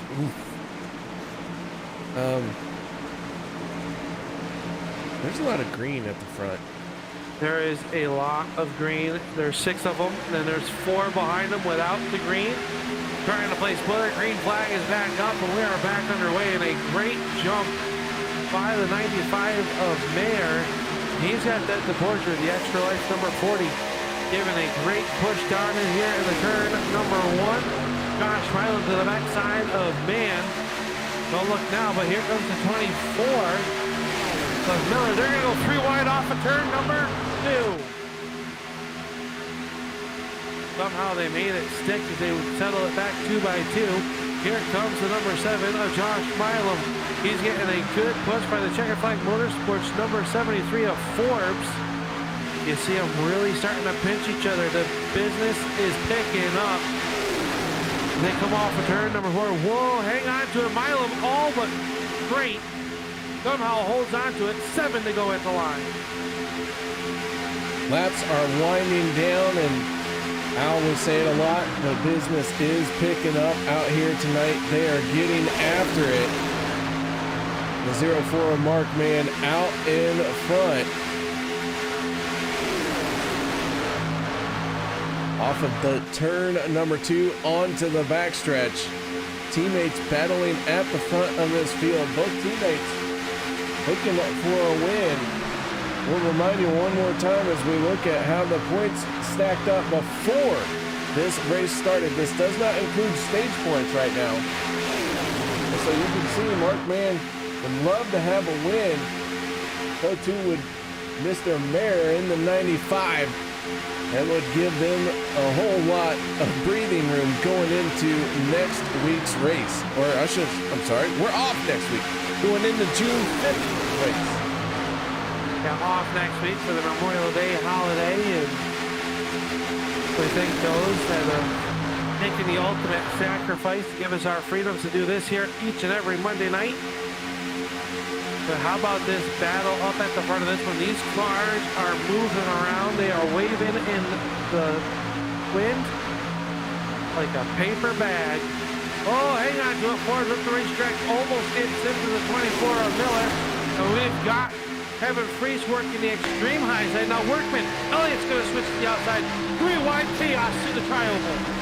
Zach Workman got into the wall into the tri-oval, and that broke up the momentum for the 25 as they were 3 wide and everyone getting after it. This one is going crazy. The wheels have come off, so to speak, as that each... Oh, that equals a week off. You don't want to... Oh, no, it's 4 weeks off. Oh, that's right. But the 95 of Jim Maier has the advantage down the backstretch and into the corner. Ooh, it is getting very intense out there. Intense white knuckle. The gloves are off. They're going to come to the line. 4 laps to go. And you don't think that this means anything. Look at the paint being swapped inside the top 10 as they are all working 2 by 2 through the tri-oval.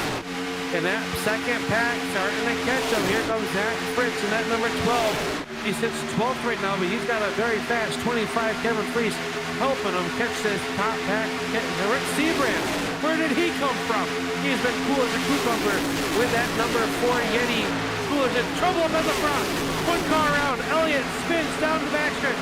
3 more going. Bianchi, the 46 up and over. David Overstreet involved as well. Brigante pulled away. Jared Forbes. Great night comes to a crashing end. And I believe this will put us into overtime.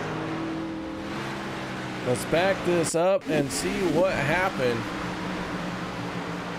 46 to 13, the 73 goes spinning here in this shot, but Travis Elliott in the 51 was already spinning.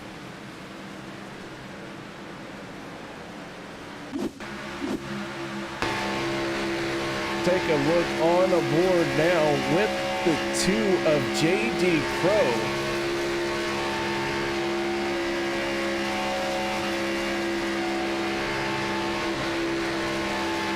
As they make their way through 1 and 2 off of turn number 2, everyone starts wiggling big time.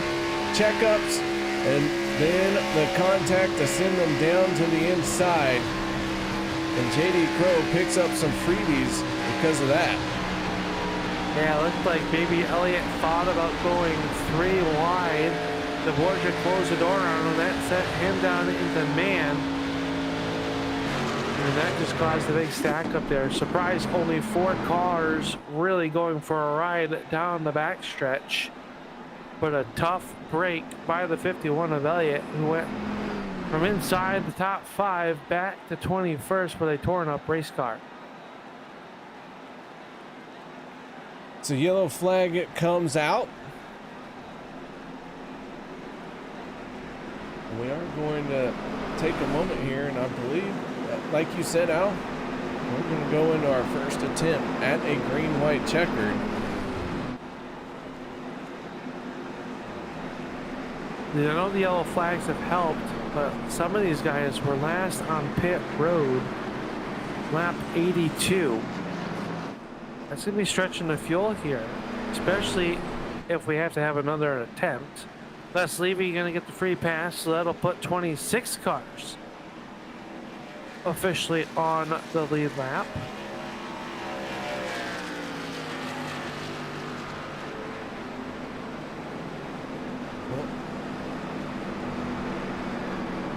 Let's take a quick rundown of cars that are out of this race. 2 of them are championship contenders in 29th spot. Joey D out. Alex Green in 30th. He is out of the race. Dustin Barber, the 6th, finds himself 31st. Logan Helton, in a start and park situation, scored in 32nd. So he trying to win a championship here and unable to do the full race, but came out, did a start and park. got his 1 lap in, and Anthony English in the 44 scored in 33rd. Those 5 cars are out of the race. Then our other championship contender, the 88 of Gabe Butler, finds himself multiple laps down. He has been tore up from the floor up before we even got to the halfway mark of this race. And so he has been battling back from that. Currently in 27th spot. As you mentioned, 26 cars on the lead lap as lights go out on the pace car. Drivers last on pit road on lap 82, some on 83. 18 laps, a bit of a stretch. That's why you see them down on the bottom. They're trying to make it to the end, and it's going to be a close one now. It will be a close one at 25. The Fritsch now taking a look at who is green and who is not green up inside the top 10. Dan Holloway, he wants you to have a Reese's tomorrow, KR. He's up in the 5th. Yeah, he's got a good looking shot here.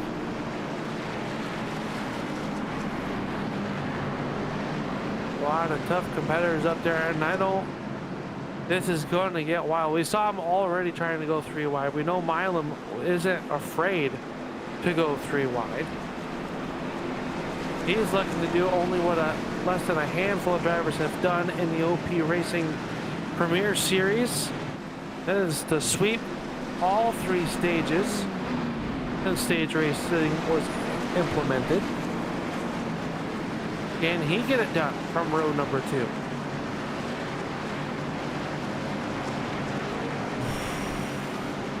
All right, time to catch your breath because it might be the last chance you breathe.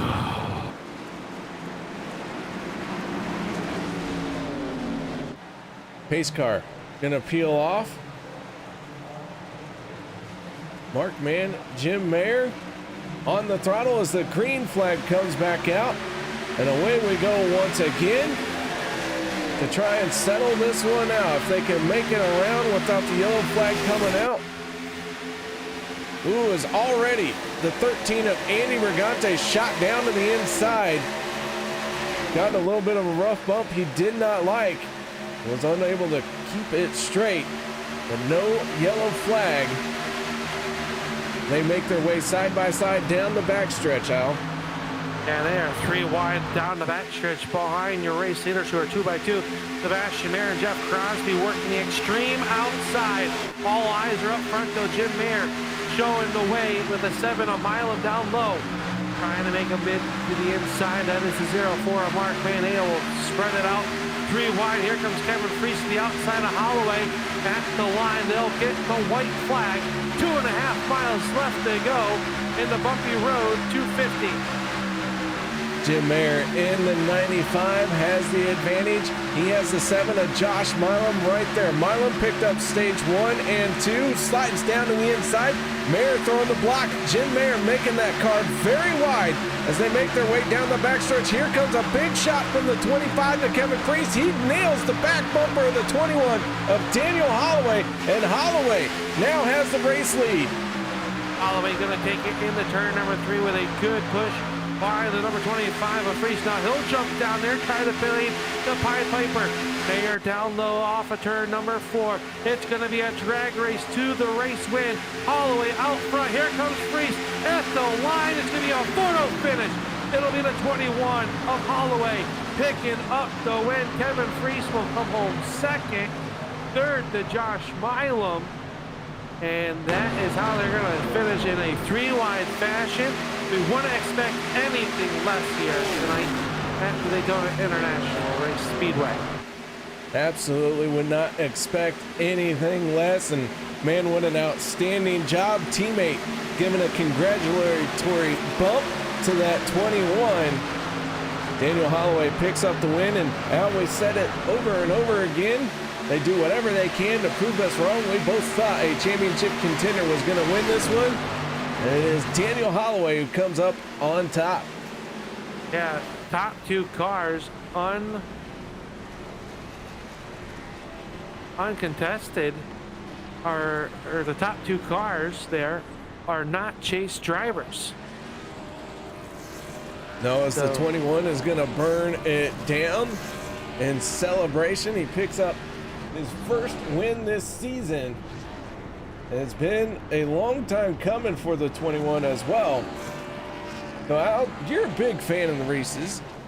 I am. I'll expect those in the mail tomorrow. They will be in the mail tomorrow.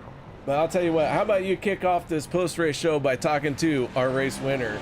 That is none other than the 21 of Daniel Holloway.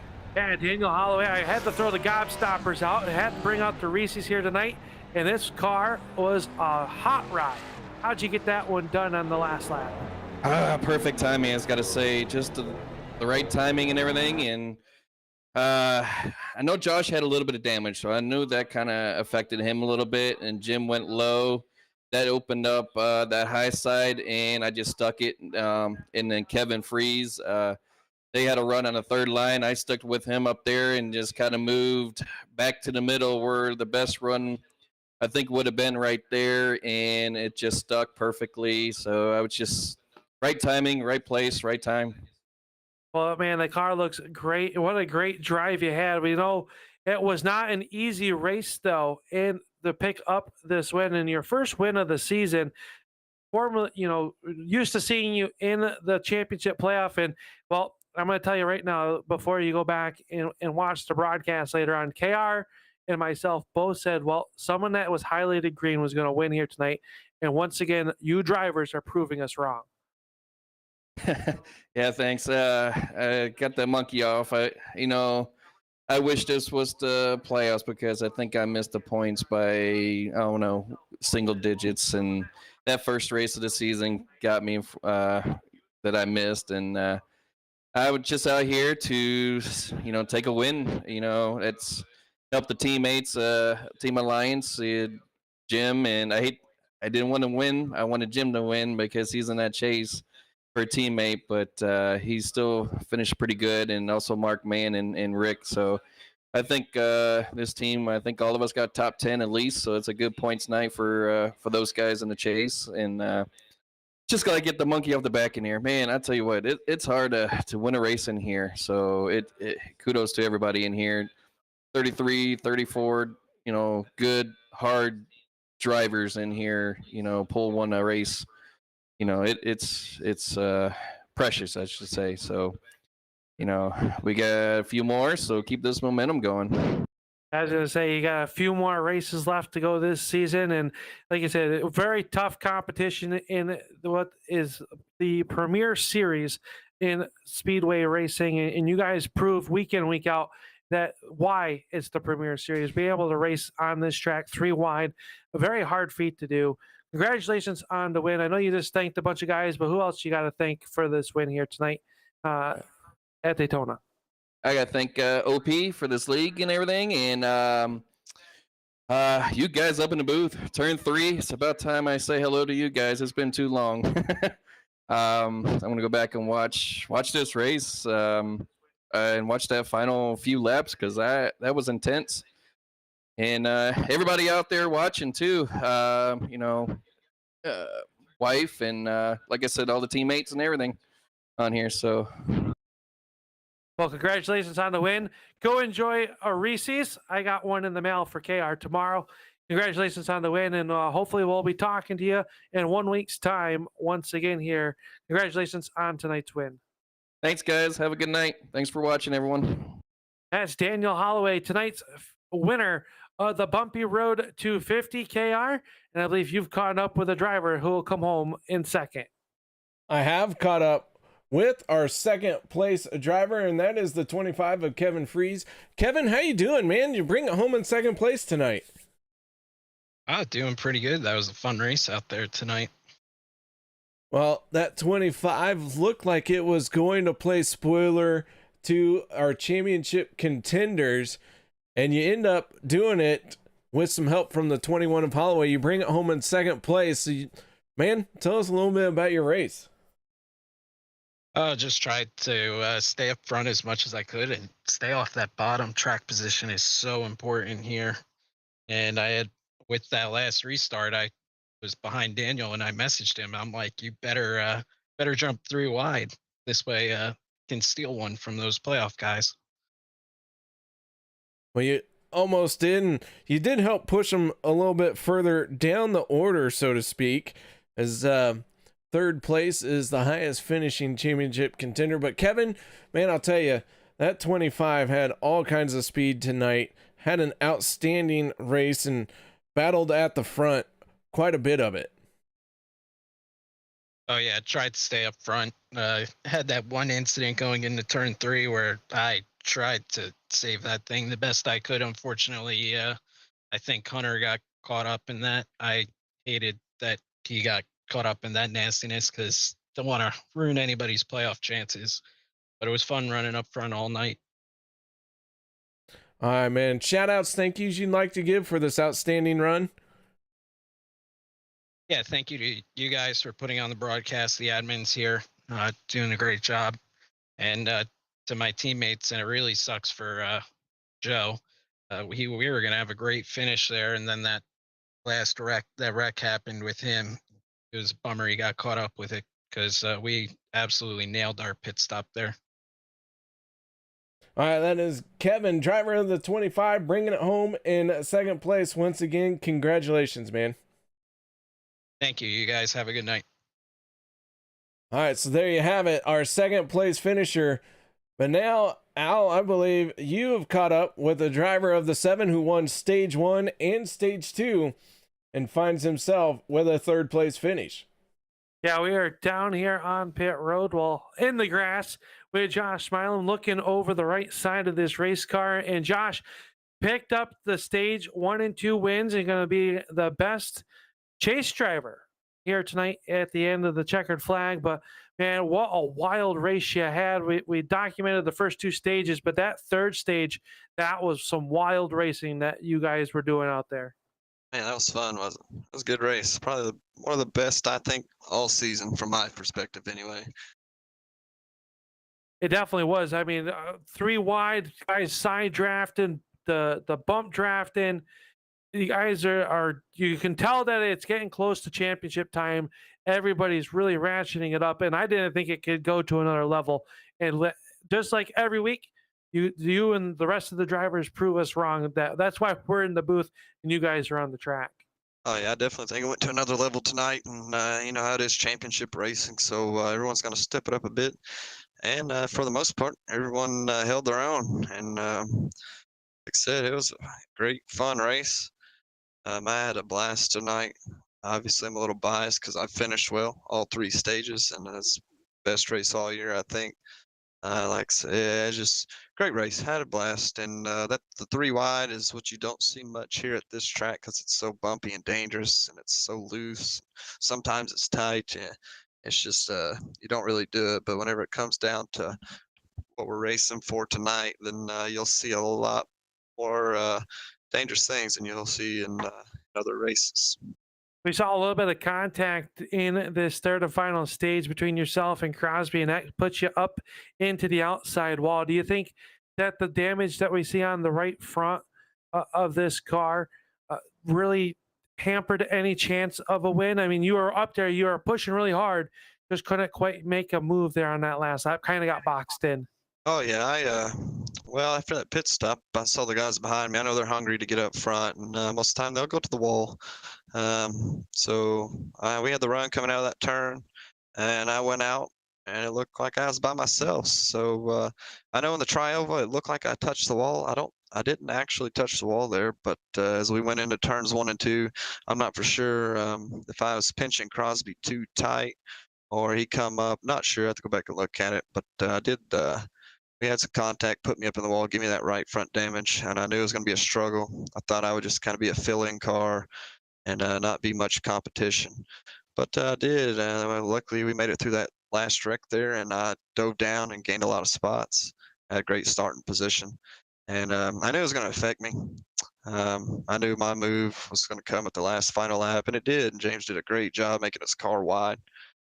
Fortunately, when I got to that middle lane, that top lane just had all the momentum. I didn't have the speed to pull us forward, but Rick gave me a big old push, tried to get me out there, and Holloway made a great great run there to get that win tonight. Yeah, well, like I said, a good points night. We're off next week for the holiday. Then we get right back to it, the end of the round of 16 right back here at Daytona International Speedway underneath the lights.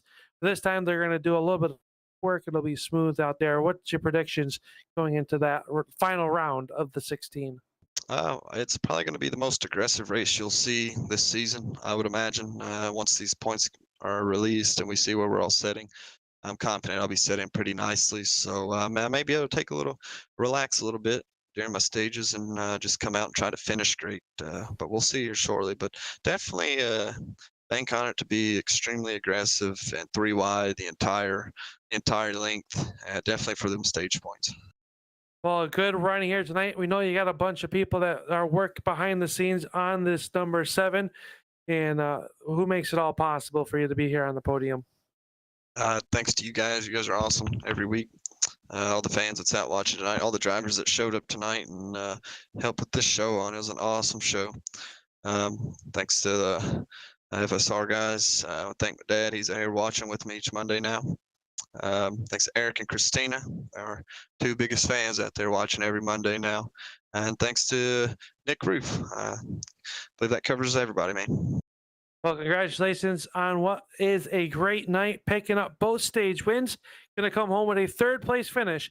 It's the number 7 of Josh Milam and KR. That will wrap up our post-race show here tonight. Well, the post-race interviews, I should say. We still got a little bit of business left, but he talks about the business getting picked up even more, being a little bit more aggressive in 2 weeks' time. I don't know how that can even be possible. I'm going to agree with you there. It's going to be very intense going into the final race before the round of 8. But Al, let's go ahead and finish up here tonight, and let's look at our race results. Daniel Holloway picks up a stellar win in that 21. Kevin Freese right behind him in 2nd, and 3rd place going to your stage 1 and 2 winner. That is Josh Milam, almost pulling off that clean sweep. Jim Maier in 4th. 5th place goes to the 23 is Sebastian Marin. Rick Siebrands will come home 6th spot, and Mark Mann will come home 7th. 8th spot, Travis Elliott. Peter DeBorja will settle for 9th, and David Booth for the Checker Flag Motorsports team will round out the top 10. Zach Workman in 11th. 12th goes to Tyler Miller. Cody Eldred 13th. 14th, Zach Fritsch. Jeff Crosby finishing 15th. 16th goes to David Overstreet. 17th will go to Eric Laurie. Jeremy Funk will go 18th. 19th will go to the Dark Knight, Jimmy Reynolds. Jared Forbes who was very fast, will round out your 20th position. JD Crow in 21st. 22nd goes to the 62 of Les Levy from Checkered Flag Motorsports. Sean Stevens in the 27 from Buck Wild, finishing 23rd. Codie Ober in 24th. And Andy Regante rounds out your top 25. 26th will go to Hunter Reynolds. Gabe Butler will finish 27th. Dave Hunt, Joe DellaVecchia, and Alex Green rounding out your top 30. Dustin Barber, Logan Helton, and Anthony English all out early with trouble. Here tonight, that was your 33-car field for the Bumpy Road 250 KR, and what an amazing night it was. We have next week off for Memorial Day. We'll be right back here at the center of racing in 2 weeks' time. So until then, guys, y'all stay safe. Have fun next weekend, but make sure you tune back in as we get ready to fire off the final race of the regular season. So until then, y'all have a good night.